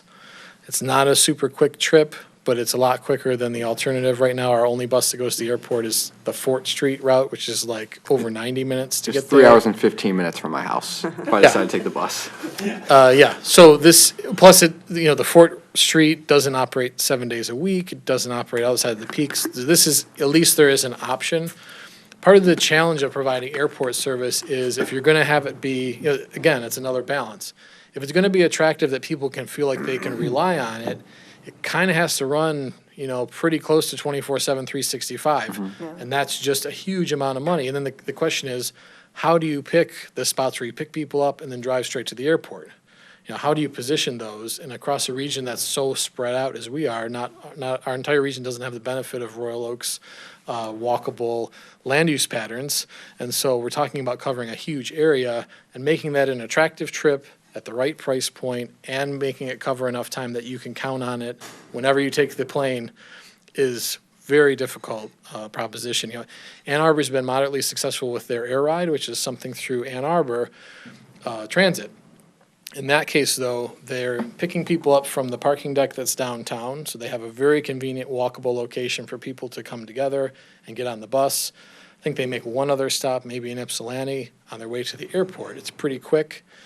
It's also a lot shorter than a lot of the trips, even from Royal Oak to the airport. Taking a bus would be probably longer than that. And the fare is I think it's either $18 or $20 each way. So even with that great arrangement of a great dense place to pick people up, they're on the right side of town for the airport, it still is pretty expensive. It's, from what I understand, it's self-sustaining, which is great, but you're paying a premium. This is no longer something where people can pay $2 or $4 and get to the airport. Now they're paying, upwards of $40 for a round trip to get to the airport on public transportation. So it's a very difficult need to serve, and this is a good start in our mind. It connects kind of the airport with Dearborn and with downtown Detroit 7 days a week, so at least you have a starting off point. And you could connect to Gratiot or Woodward. Obviously, the time's going to go up the farther up those corridors you have to go. I was going to say, we have parking decks, but boy, the way you make it sound, it's not just as easy as saying, come park in our parking deck and we'll take you to the airport. Well, so one of the other, just the airport thing briefly, there is a for-profit company called Scoot, S-K-O-O-T. And basically how their model works is they look for a concentration of either hotels or businesses, and then they develop the price point, and you have to reserve it. So it's not something that just runs all the time, but they partner with hotels and with, I think with Kobo, and then basically they provide kind of that help for people to make the connection where they wouldn't just have to figure it all out on their own. But again, they're serving only the areas where they have a pretty good idea that they can get enough volume to pay for the service. And again, I know from downtown Detroit to the airport, you can take the Scoot, I think it's $20 from the airport downtown and $23 back because they have to pay, they have to pay $3 for a fee to drop people off at the airport. But even with that, there are other options that are out there. It doesn't have to just be fixed route or bust. But the question is, how do you find that right balance of an attractive service at the right price point that's available to everybody? Cool. Can I just revisit a question here that's in I wrote it down a long time ago, but since you're willing to stay a little longer. Sure. So you put a nice picture up of 3 different looking buses. A really big and city bus looking thing, a little trolley looking thing that's really a big city bus underneath it. And then this thing in the middle, what would you call the thing in the middle? The thing in the middle is a connector bus. A connector bus. The technical mechanical is it's a cutaway bus. Thank you. So it's That was a a phrase. truck chassis with, that's basically cut away, and then they build this thing on the back that has bus doors and seats. How many and a- people and a fit in lift. that bus? Those buses they're 23 feet in length, and I believe it's 16 passengers, and you can get up to 2 wheelchairs, 1 or 2 wheelchairs, and I can't remember, but they have a lift. Those are sized just those are the maximum you can drive without having to have a CDL. All of Smart's drivers have a CDL, but some of the communities, we also purchase these same types of buses for communities that have buses. So we did pick them deliberately to squeeze under that threshold where you can just have a chauffeur's license and still be able to operate it. Because it really is one of the big challenges is finding drivers to drive these vehicles, surprisingly enough. Yeah, well, my question has to do with cost of these different sorts of buses. And also, they gotta sit somewhere when they're not in service. Correct. And get work done and all those kinds of things. And I bet you've had time to think about how, running things for Smart. How much are the different styles here we're looking at? Right, so a lot of this is based on, again, that's why I mentioned that they're the big 40-footers are heavy-duty, 500,000-mile buses. Those buses, like a new one right now, is about $450,000. Okay. Okay, but again, they're 500,000 miles, 12 years. The cutaway bus right now is about 78,000. But they're only designed to last around 200,000 miles, 6 or 7 years. The trolley is actually going to be, this trolley in particular is one of those heavy-duty buses. It's just 30 feet, which doesn't save you much because it's still all the same engine and everything. A bus like that, brand new, would be at least $400,000. And then there's a bunch in between. You can have the medium duty, the medium heavy, but that's kind of, we have the transit vans. Those are in the $45,000 to $50,000 range. So it really, you're balancing the cost with how many people and what does it look like, how long does it last. That's kind of part of the give and take. Being an opt-in community, Royal Oak has the opportunity to take advantage of Smart's maintenance program. So if you have vehicles that you're running as part of your service, we basically maintain them at parts-only cost. That's part of kind of one of the perks of being an opt-in community. And our garage is at Maple and Coolidge, so not too far away. Maple and Crook, sorry, in Troy. So that could be an option. If you're going to run something here, you could use our maintenance facilities to help support the operation as well. Very cool. Go ahead, Becky. And this might come later after we meet a few more times, but has there been any studies that more people ride it if it's dressed up like a trolley? I've never been on a bus locally anywhere, but I could see myself going on the trolley. You know what I mean? So do you guys have studies like that of to invest money to make the bus look different? Yeah. No, we don't have studies like that. I'm sure that there's examples of communities. It's actually something that Troy is considering right now because they've had time to test out the program. So the question is it worth investing in the more expensive trolleys and having the whole fleet that way? Or maybe you just have one bus that's really fancy and then the others are cutaways that maybe have some sort of nice wrap. The cutaway buses are nice inside. They have very cushiony seats and they're pretty spacious, nice headroom and stuff. So if you can make the outside of that bus look like something exciting, a lot of times that might be the right mix to get people on board. So it really is a matter of, that's part of what you should ask in your community engagement is, do people have a preference? Would they feel more comfortable with one or the other? Really, all of them are still a bus. They're still a vehicle getting you from one place to the other. They still have the same driver driving them. But it's really about, is that rider experience really important as far as people feeling a little more exciting and special to get on a bus that's styled like a trolley versus just something that has a colorful wrap? It's a good debate to have. Yeah, will you, I can imagine, will you ride this? Would you ride this? How, does this look like a bus to you? Right. Yep. I think it would make a difference. It does make, Yeah. I'm sure it does make a difference. So, yeah, we're gonna be working on that. I think that's a really important thing. Anybody else have any questions? No? I think we're gonna let you go and battle the snow. Sounds great. So next week, Dustin will be here. And we're gonna talk to him about the specifics of what a system in Royal Oak would look like. And what does Dustin do? with He's Smart? a planner. He's part of our Okay, planning good. department. So that'll be good? Absolutely. He's a Ferndale resident too, so Oh, he's right good, down the okay. street. Well, Robert, thank you very much for doing all of this for us. It's really, I mean, we're getting our money's worth out of the community partnership program, I think. Excellent. I'll Yeah. write down that quote. And Fantastic. so I'm sure we'll be calling on you again. You know my number. Yes, I do. And if people will have questions, and if they give questions to me, I will collect them and ask, give them to you. I'm sure we will have some. I just People will want pick to up absorb, tomorrow. I've learned plenty. So Dustin can answer them when he's here next week. Or follow-up emails. I don't have cards with me, but if you can email Dustin or myself or Marie or anyone, Dave probably could figure out some way to get the question to me.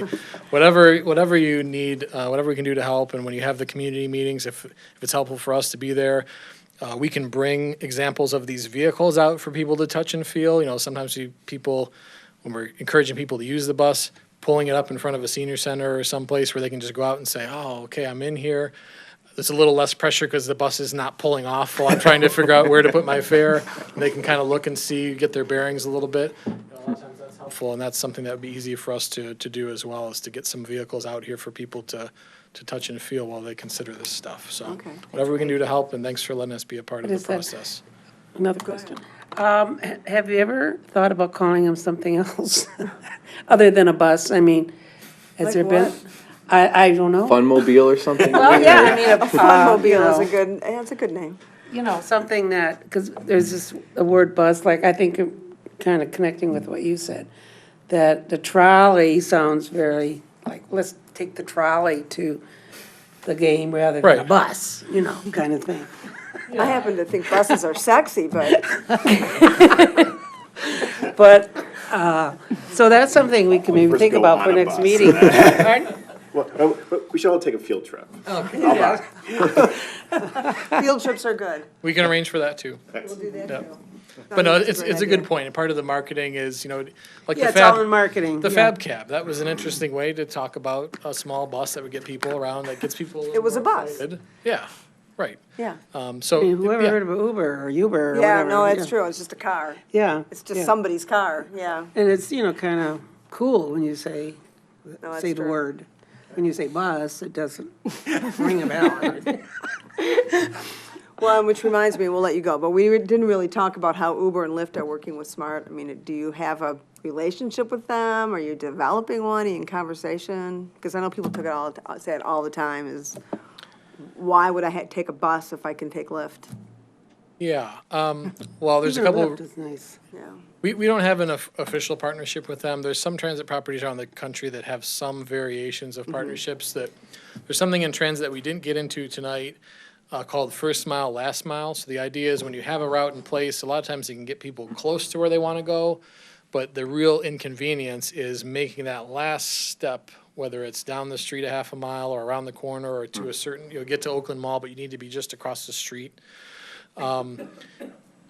When you get people more excited to use transit, they can also use Uber to make that first mile last, or Lyft, or whatever, ride share company, to make that connection. Or they can use bike share. That's part of the reason why we picked the bike share stations to have near our new service.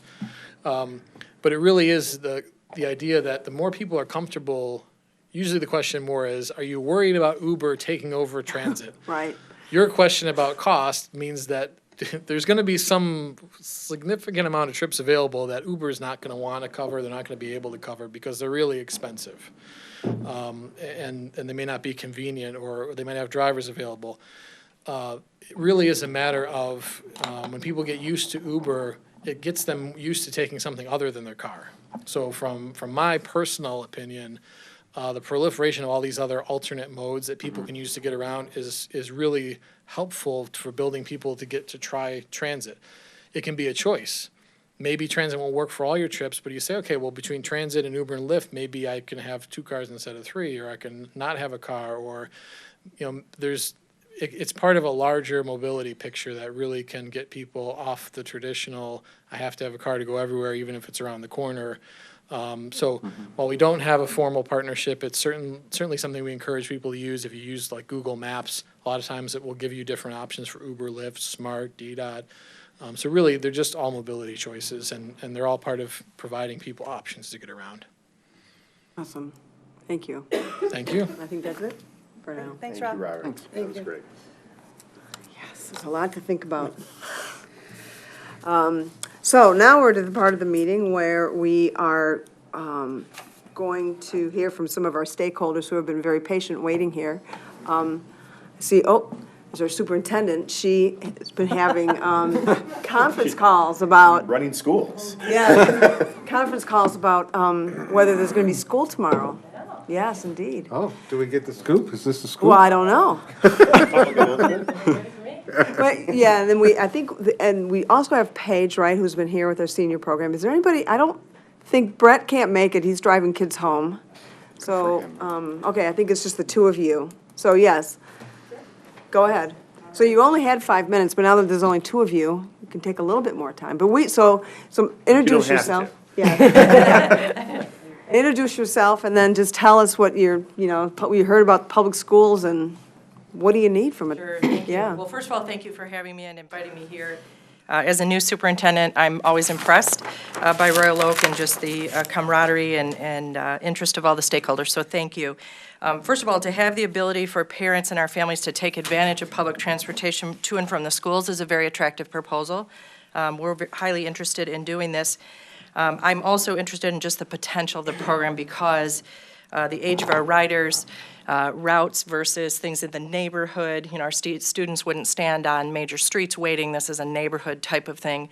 I'm also encouraged just by the recognition that this is not a yellow school bus program. This is a public transportation system that our students and families could take advantage of. So for us, understanding the nuances of that, the differences in that, student safety, the age of the riders, et cetera, we would all want to consider very strongly.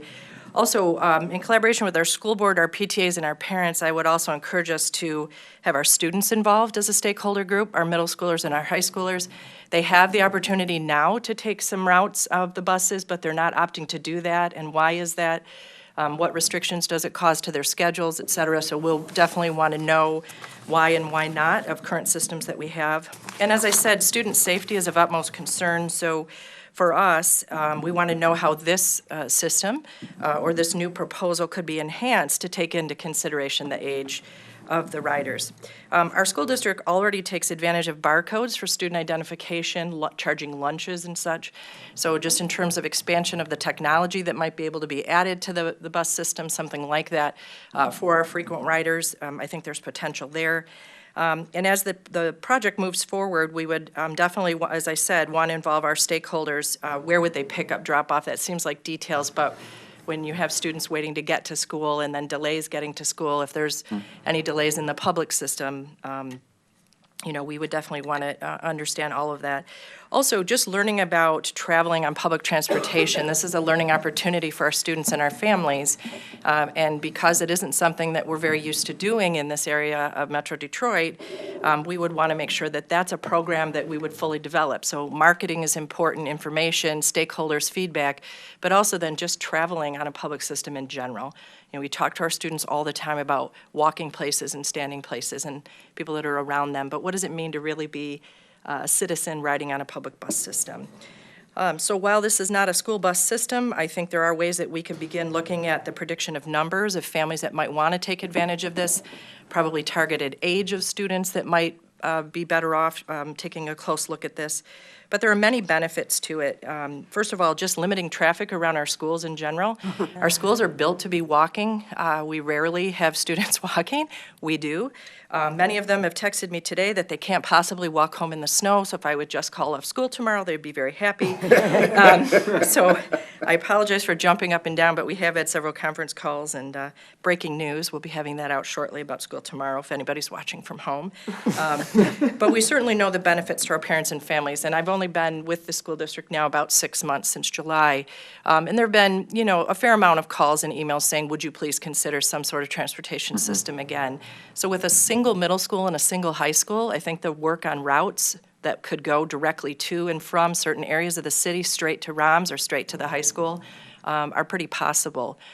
Because we aren't talking about, moving them all around the city. They're all kind of coming from concentrated areas to definite locations like the high school and the middle school. So again, I'm optimistic. I would like to be a part of this process moving forward. I appreciate you asking us to be here and look forward to more conversations.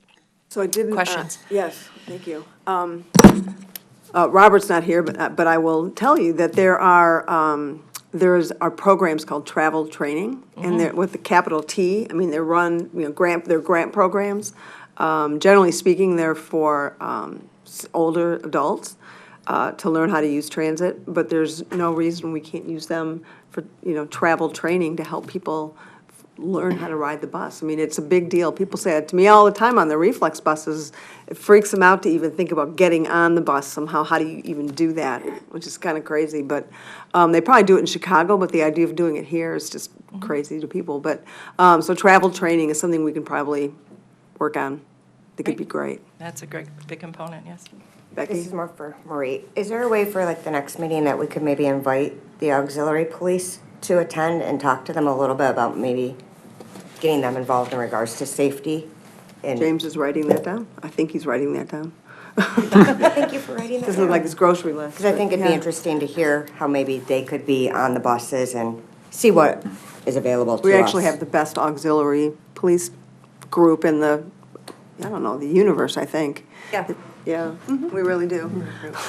No, I think that's a really important issue. And like I've said to several people is, student safety is really important, so we have crossing guards to help kids get across school. So, crossing guards, bus guards, I mean, there's a variety of different ways we can address that. So I think that's a really important, we really dig into this in our city. We have 6 elementary schools now, right? 6 elementaries, 1 middle school, 1 high school. All over the place. Anybody else with the schools? Questions? No? Dave? And I know the question around, can we bring back buses? And I remember the buses. I used the buses when we had buses. And given, and we have a lot less buildings now than when we had them before. Are there any estimates of what like a traditional bus system would cost? I mean, it mirrors what we had in the past. If we were going to create that today, what would that? Do we have an idea what it would cost? I'm putting you on the spot here, but I don't. Yeah. So a regular school bus system, like a district would run. Yeah, to be able to get. I guess at minimum, given the geographic distance between the middle school and the high school, like you live somewhere, you're going to be either very far or equidistant far away from the other eventually, so. Right.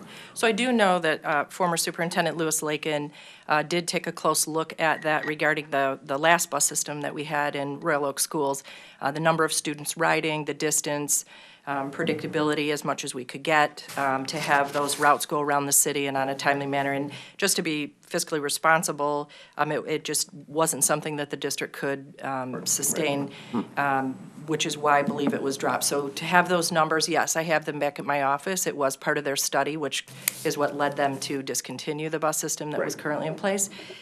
This has a much different flavor to it in terms of an opt-in system for folks that want to take advantage of it. And then, as you've mentioned tonight, and others have mentioned tonight, other public school districts in our nation, maybe not right here in the immediate area, do have collaborative efforts with a public system and then schools. So what have they put in place? What were their solutions to other security questions and age of riders and things like that? So I'm anxious to study that as well and dig into that a little deeper to see what Royal Oak could learn. Right. No, I'd be interested, and I think I vaguely remember being told those numbers, but I I, for whatever reason, can't recall it. I've tried looking it up in old emails and I can't find it, so. I'll look for that for you and Great. get it to you. I would think the, one of the groups, when we talk about public engagement in a month, that we'd want to talk to is PTAs. Yes. I would guess, PTA council. Some schools have more vibrant PTAs, but we can figure that out, I think. But PTAs would be a really great audience, I think. Really great place to get information. So we have monthly meetings at each school individually, and then once a month we meet as PTA council, which involves folks from the district, some of the administrators, as well as all of the presidents from each of the Oh, okay. local groups. So it's a very regular and robust group here, I've learned in a short period of time as well. So I know they will be highly involved. Okay, good. Awesome. Anybody else at this moment? I'm sure we'll have more as time goes on. Thank you very much. I gotta go work on school for. I know you do. Okay. Thank you. Thank you. And then we have Paige Grambowski. I'm sorry. So we have not met. So welcome. Okay. And tell us what your title is. My title is Coordinator of Senior Services for the city, which encompasses under the Senior Center. In transportation, which is the Community Partnership Program, is a part of the services that we offer at the Senior Center, which is just right around the high school on Murray Street. We have been providing this service for many, many years. I believe the community partnership with SMART began back maybe in 1991. I was not in this city. I was working for the city of Ferndale, so I was in the beginning of this partnership with SMART and all of the neighboring communities. So Royal Oak is very fortunate that we are an opt-in community, that people vote for that, and that is how we provide funding. We provide funding from our municipal and community credits, and then we also get a grant every year of $30,000 from Beaumont, and that also helps provide the service that we can for the seniors and handicapped within the community. But because of funding, we only have a certain amount of time to provide these services, which we are a door-to-door service. That means we go right to the door and assist the individual to and from the bus. So it's a little bit different than the connector bus, where they are curb to curb. Their drivers do not get out of the vehicles to assist. Our drivers do, which are part-time city employees. So our service is a Monday through Friday. We have boundaries. I believe I sent the two-piece document, kind of the policy and the procedures and how we run the program. But we start Monday through Friday from a 9:15 a.m. pickup, and then our last return would be about 3:30 in the afternoon. So you see that it is around a 7-8 hour day. So there are some lulls in our service, meaning we aren't able to get people to doctor's appointments or even to the hospital, where a lot of their appointments start at 8 a.m. We're not able to provide those services, or we're not able to get people back home from doctor's appointments after 3:30. Sometimes doctor's appointments go as late as 7 p.m. Dialysis appointments go later. And then we also have the weekends. So some of our dialysis clients are 3 days a week. We're not able to provide that. So that's where we would like to rely on this service to really look heavily into those kind of services, to provide those downtimes or those areas that we are not able to do. But it's a lot different where we are providing a door-to-door. So we think about accessibility of these vehicles that we have.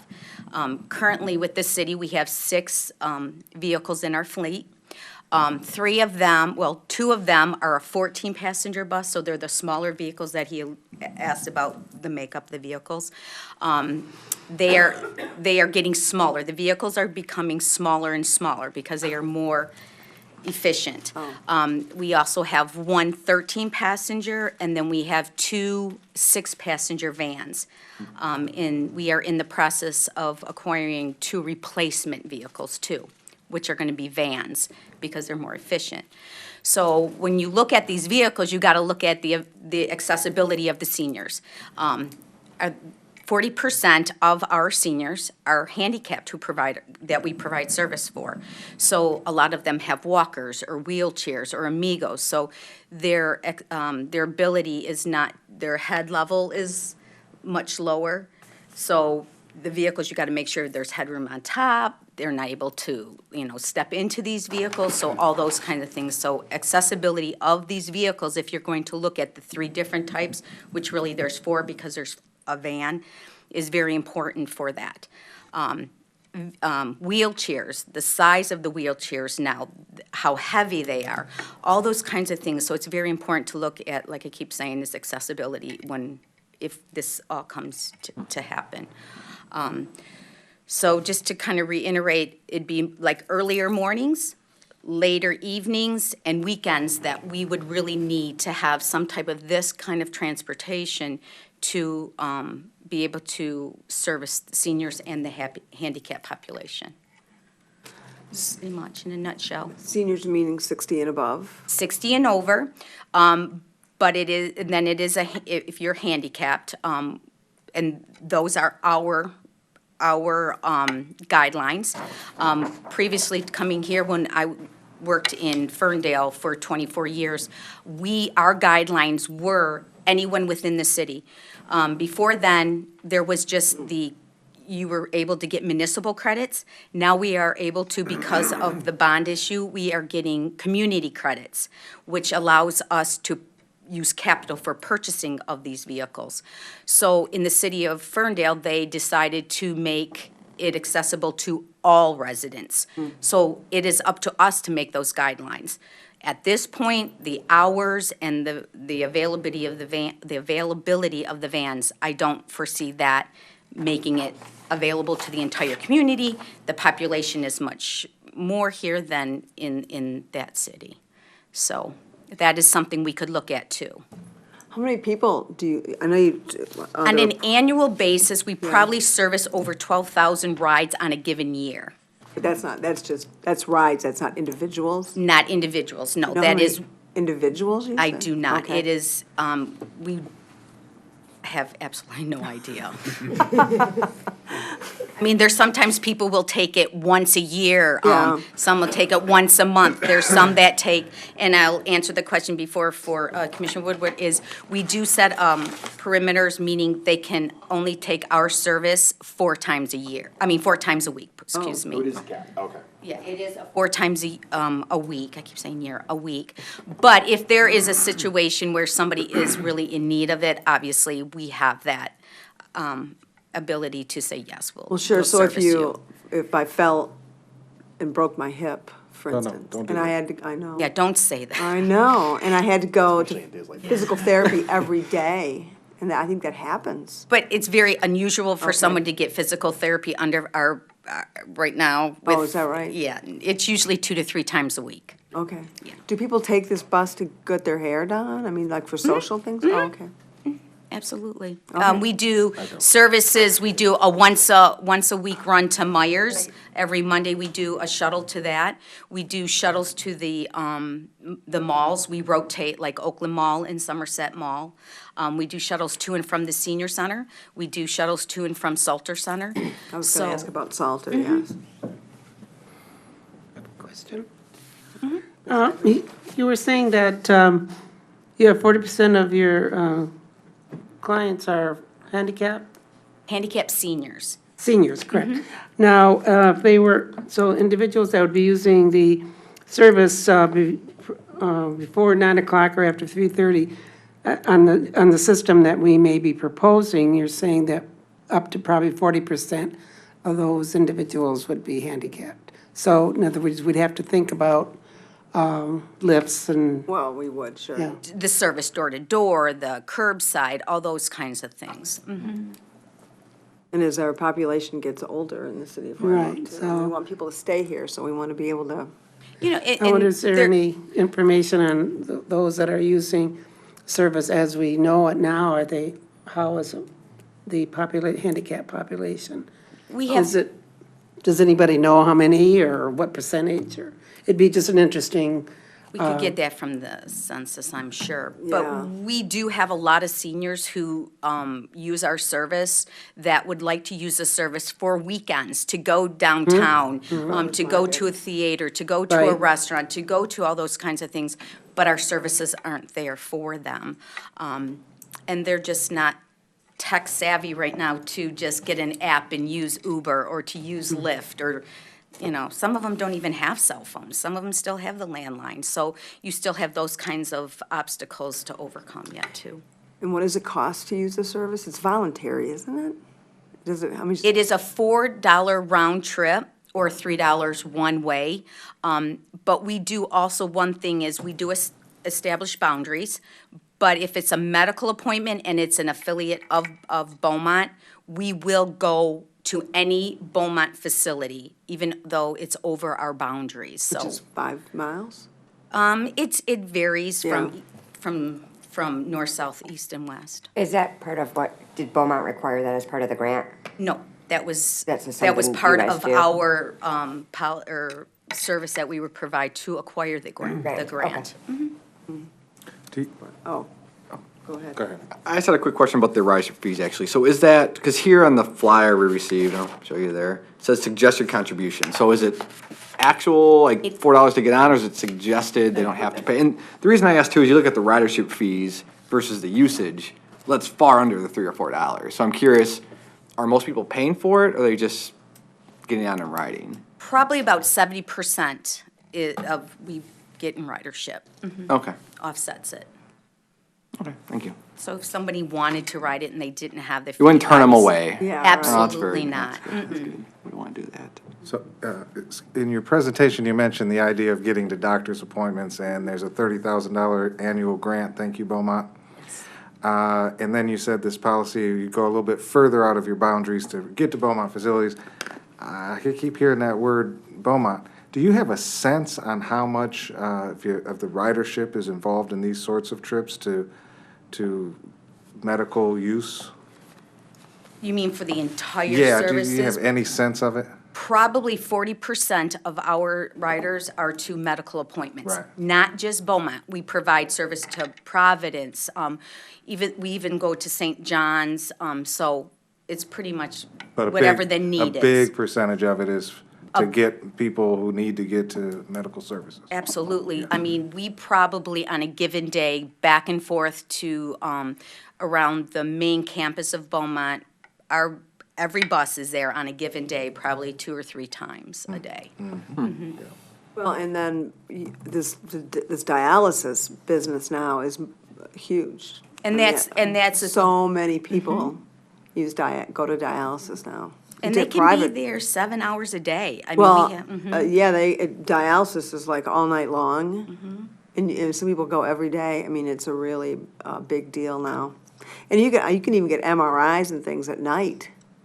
So not all appointments. I think the service was designed some time ago when, I think they take up till 9 p.m. yeah, when life ended at like 4 or something, I So guess. there is a huge time frame, obviously, that we are not able to Well, it's- cover with the community. Sure. Exactly. It's It's all all about funding. funding. It's all funding. Yeah. So I'm sorry. Brian, you had another question? Oh. So there's a lot of senior services around the region. In fact, almost every community has some sort of senior service, and you operated the one in Ferndale, correct?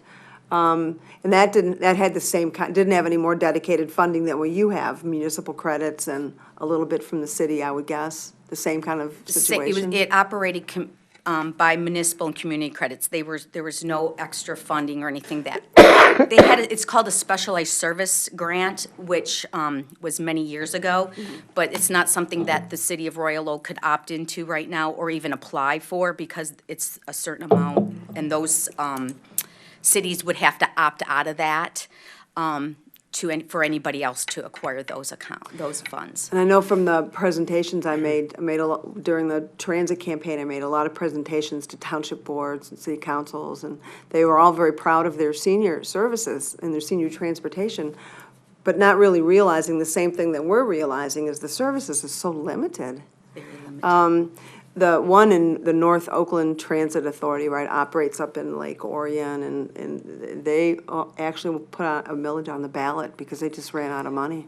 And so, that's an issue, I think. Yes, Dave? No, my first comment was very much along that, is to Brian's point at the top of the meeting, is that this is, very much seems like this is a system that we've designed about, we have got this much money, and therefore we're only doing this. And, I mean, I think just, I'm glad that it exists. I've got family members that take advantage of it, but you're absolutely right. It doesn't get them where they need to go, to what they need to do, and they don't have another option. So, I mean, very interested in figuring out at a minimum, like, how do we design something? I mean, if we are actually serious about promoting aging in place, how do we make certain that our senior population, and frankly, all people, but particularly our senior and our disabled community, can get where they need to go? I didn't realize the reach that it went. I mean, going out to Troy and Birmingham and these other areas. I mean, did you go up to the shopping center at 15 in Coolidge? So, I mean, right, but that's interesting. But I can't even imagine, like, planning around my travel around, like, well, this one Wednesday of this month, this is how I can get there. I mean, I guess if that was my only option, you'd figure it out. They can do it up to 2 weeks, and they pretty much. That's pretty fascinating. And then, I guess, in the last thing, and I'm interested in the unique riders too. I mean, is it, the same? I mean, folks using the 4 max per week, or is it? I mean, what the spread is? Because I actually am convinced that if more people knew about it, they would be taking advantage of it if it can work within the confines of currently. I mean, so there is a marketing component which you're running the system. Currently, you can't do. 2 last questions. Are these? I'm trying to think. Like, I don't know if I'd even recognize the bus as it's moving around, different than a commuter bus. Is it like a smart bus that I wouldn't even know? Yeah, it looks like that one. I think It actually says partnership with the city of Royal Oak on them. We don't have the big RO logo slapped on the No. side of it. I think we need the RO. I mean, if there's anyone from economic development in the room, a big giant sticker on the side to distinguish it from the other stuff, because I've tried to look for it, and like I said, I have a family member that takes advantage of it, and I'm like, which one is this? I think it does say Royal Oak on it, but. It says partnership with, Right. but pretty much when we do a field trip somewhere, you could have Hazel Park there, you can have Ferndale there, you can have Clawson there, so you just kind of, I want a big RO. It's already orange. Right, it's kind of orange. We're paying right? for it. orange bus instead of a green bus. So, but I think or it a also blue gets bus. the branding, because at least that would provoke, well, what is that? Like, and how do I get on that? And then I guess the other thing, just from a budget perspective, and I know this it's getting late, that I see that the SMART contributions dropped substantially in the last fiscal year. So, I mean, is that because SMART said we're keeping this money for other things, or is it a formula? Is it a capital outlay? Is it? It was significantly higher, but I mean, a $60,000 drop in 1 year. I mean, I'm thinking about the amount of rides you could do with $60,000. It does go by the amount of people that, or your residents, but I'm not sure what you're looking at, because it hasn't really dropped that much over the course of the years. We've also partnered in the last 2 years with the city of Pleasant Ridge to provide service for them, and we get their community and municipal credits too. We do not provide service 5 days a week. We provide service 1 day a week for them and 1 field trip a month for them. So that is enough. We did, the numbers, and that's what provides. I'm looking at the report that. We get 131,000, I believe, might be a little bit more from municipal and community credit money, and then there's a $30,000 grant. So those 3 funds provide service. Plus what we get is about 4,200, I think, from Pleasant Ridge now. Might be a little bit lower. Oh, go ahead. But, and I'm sorry, Paige, you don't know what we're looking at here, but Right. what we're looking at is smart contributions You messed it up once. that range Second page of that report. from $155,000 in 2014 to $102,000 in 2016. But I think these contributions are mostly in kind. I don't think this is cash. I think it's the value of the buses and the repairs You might be looking at what, because we do use the maintenance program, so we do our vehicles, if it needs service, we take it to them and provide it. So if there's any repairs in equipment, those monies are taken out of our municipal and community credit monies. But I don't think they write us a check. Yes, they do. Oh, they do? We do a quarterly report, and once we submit that quarterly report, we get those funds. Okay. But It's not given us You might get to- less funds if, I mean, for minus whatever work there. Correct. We could have one quarter, we would have had maybe $6,000 worth of repairs on our fleet. Got it. So every quarter, it's going to be a little bit different. Right. Exactly. Okay. So I want to say it's like roughly 81,000 in municipal credits, I believe, and maybe like 56 or so in community, Okay. I think. Well, I guess, any more questions? No? I think that is it. Great. We have any more questions, we know where to find you. Absolutely. And I don't think there's anybody else here. We will hear from Beaumont Hospital. Maureen Elliott, she took her hours to get home, so she's not here. To Detroit Zoo. We really want to hear from them. They have a unique story to tell. Well, I'll let them tell it. And then we'd like to hear from the Restaurant and Retailers Association and our DDA, because that's important, and the Chamber of Commerce. And if we can think of any others, that would be fine too. That seems like a lot already. And everybody's a part of some group representing somebody, so we did that. We'll get to public comment in 1 second. Our next meeting is next Wednesday, right here. There'll be no snow. It'll be a beautiful evening. And we're gonna really dig into that, now that we are experts in public transportation. Then, now what do we do, right? So, that's it. So now we will have some public comment, if anybody wants to say anything, and there might be a few people here. And if you could just do it, you probably know the drill, where you got a couple minutes, 2 minutes.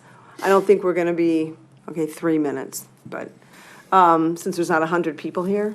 But there's a little timer there, and Melanie will probably time you, but, we'll be flexible, I think.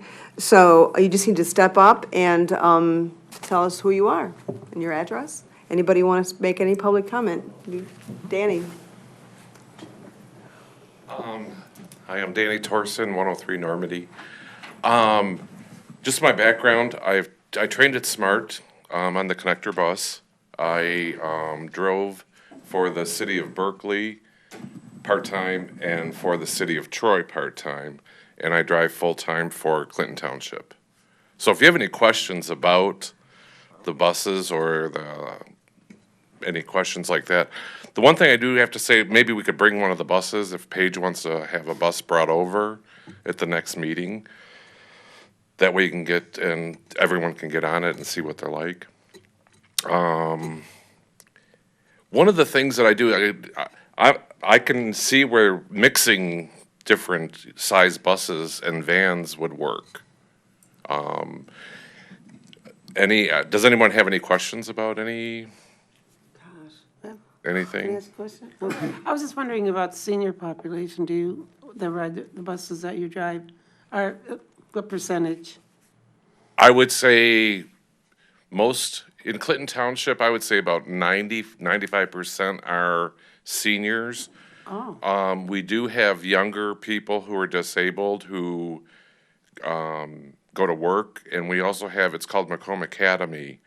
And what we do, it's a job training and life skill training. And we have 5 students, 6 students we pick up in the morning, take there, and then pick them up and return them at home. That's 5 days a week. And they're like in their 20s, I would assume. So what's the nature of the route you drive then in Clinton Township? Clinton Township? The same as the senior, Okay. but it's called Oh, that's community. a senior. It's not like a I was major thinking it was a thoroughfare. public. Community, they're all called from SMART, it's all community I'm sorry, transit. yeah. Good. No wonder it's 95%, you know. It has to be. They run routes to Myers, different stores of that nature. doctor appointments. The one thing I do have to say about the vans are very hard to load wheelchair passengers in. They're very difficult for seniors, because most people have some form of disability, hard to get, like getting in and out of a car.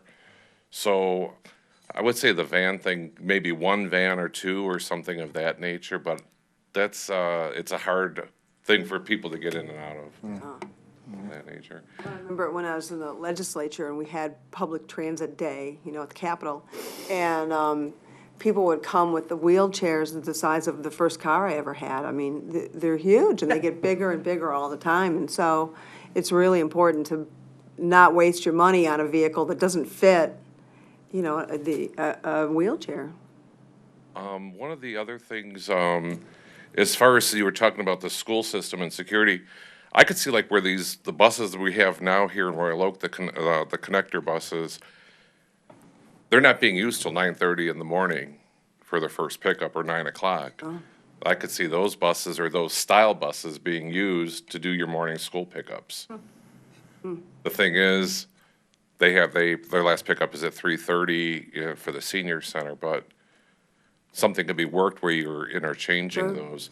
The other thing I heard too is about security on the bus and of that nature. As far as drivers, we're all vetted. As far as drivers, we're employees, we're drug tested, we're whatever. So I kind of don't see a security issue on that point. I think it's more about other people from the public getting on the bus, not you. It's the, Yeah, it wasn't the drivers Yeah, that I no, was it's the- implying. No, but when you go and, if you're picking up students, like they'll be meeting at a certain point or a certain Right. place. And as a driver, you get to know your students and stuff like that, so you know, but whatever on that point. Okay. Well, my conversations with you, I think you'll probably be here often. Yes, I'll be here And next so- meeting. Yes, and so I'm sure we will wanting to be engaging you in conversation. Very good. As we Okay, move thank forward. you. Thank you very much. And I should mention also Brett out in the audience, we've been in extensive conversation, and he's gonna be one of our advisors too, I think, as we move along. So we have more minds, the better, I think. Anybody else for public comment? Kim, Commissioner Gibbs. Okay, well, my announcement has been made. Kim Gibbs, 3342 Harvard Road. I wanted to make sure that you guys are evaluating the cost of upkeep on the buses, the various kinds of buses. It's an ongoing expense. Commissioner, or former Commissioner Donigan, you know the budget, and, and Commissioner Douglas, it's something we have to be very careful about. Also, I think that combining use of Lyft and Uber and various services like that would be a very good idea, because it'll take the burden off of having city employees doing it, but there also are contract rates and special deals that you can use with those companies to make the cost of the ride more friendly. You know what I mean? Sometimes Lyft can be a little expensive. So, and then I also was curious, because on the bus route that, oops, wrong piece of paper, that I have, it doesn't show a stop at the senior center. And we're kind of focusing this on the senior center. And also, I did not see Washington for the middle school being listed on there either. Those are two very important considerations that must be taken. Okay? Yes, they are. Thank you. Thank you. Anybody else? Oh, I'm sorry, go ahead. So if I may, I spoke last summer with a representative from Lyft. They've got a local guy in fact, lives in Huntington Woods. And James is doing some background research on the very possibility. Lyft does have services, it's mostly out in the American Southwest. Well, they'll work with a extended care facility in what they call their concierge program. I mean, for people who don't have a smartphone and don't know how to do it all themselves, there'll be some central person who can assist with those arrangements. So that might very well be a possibility for us. Yeah, I think that's good. Thank you. If there's nothing else, we'll see you back here next Wednesday. Thank you very much. We are adjourned.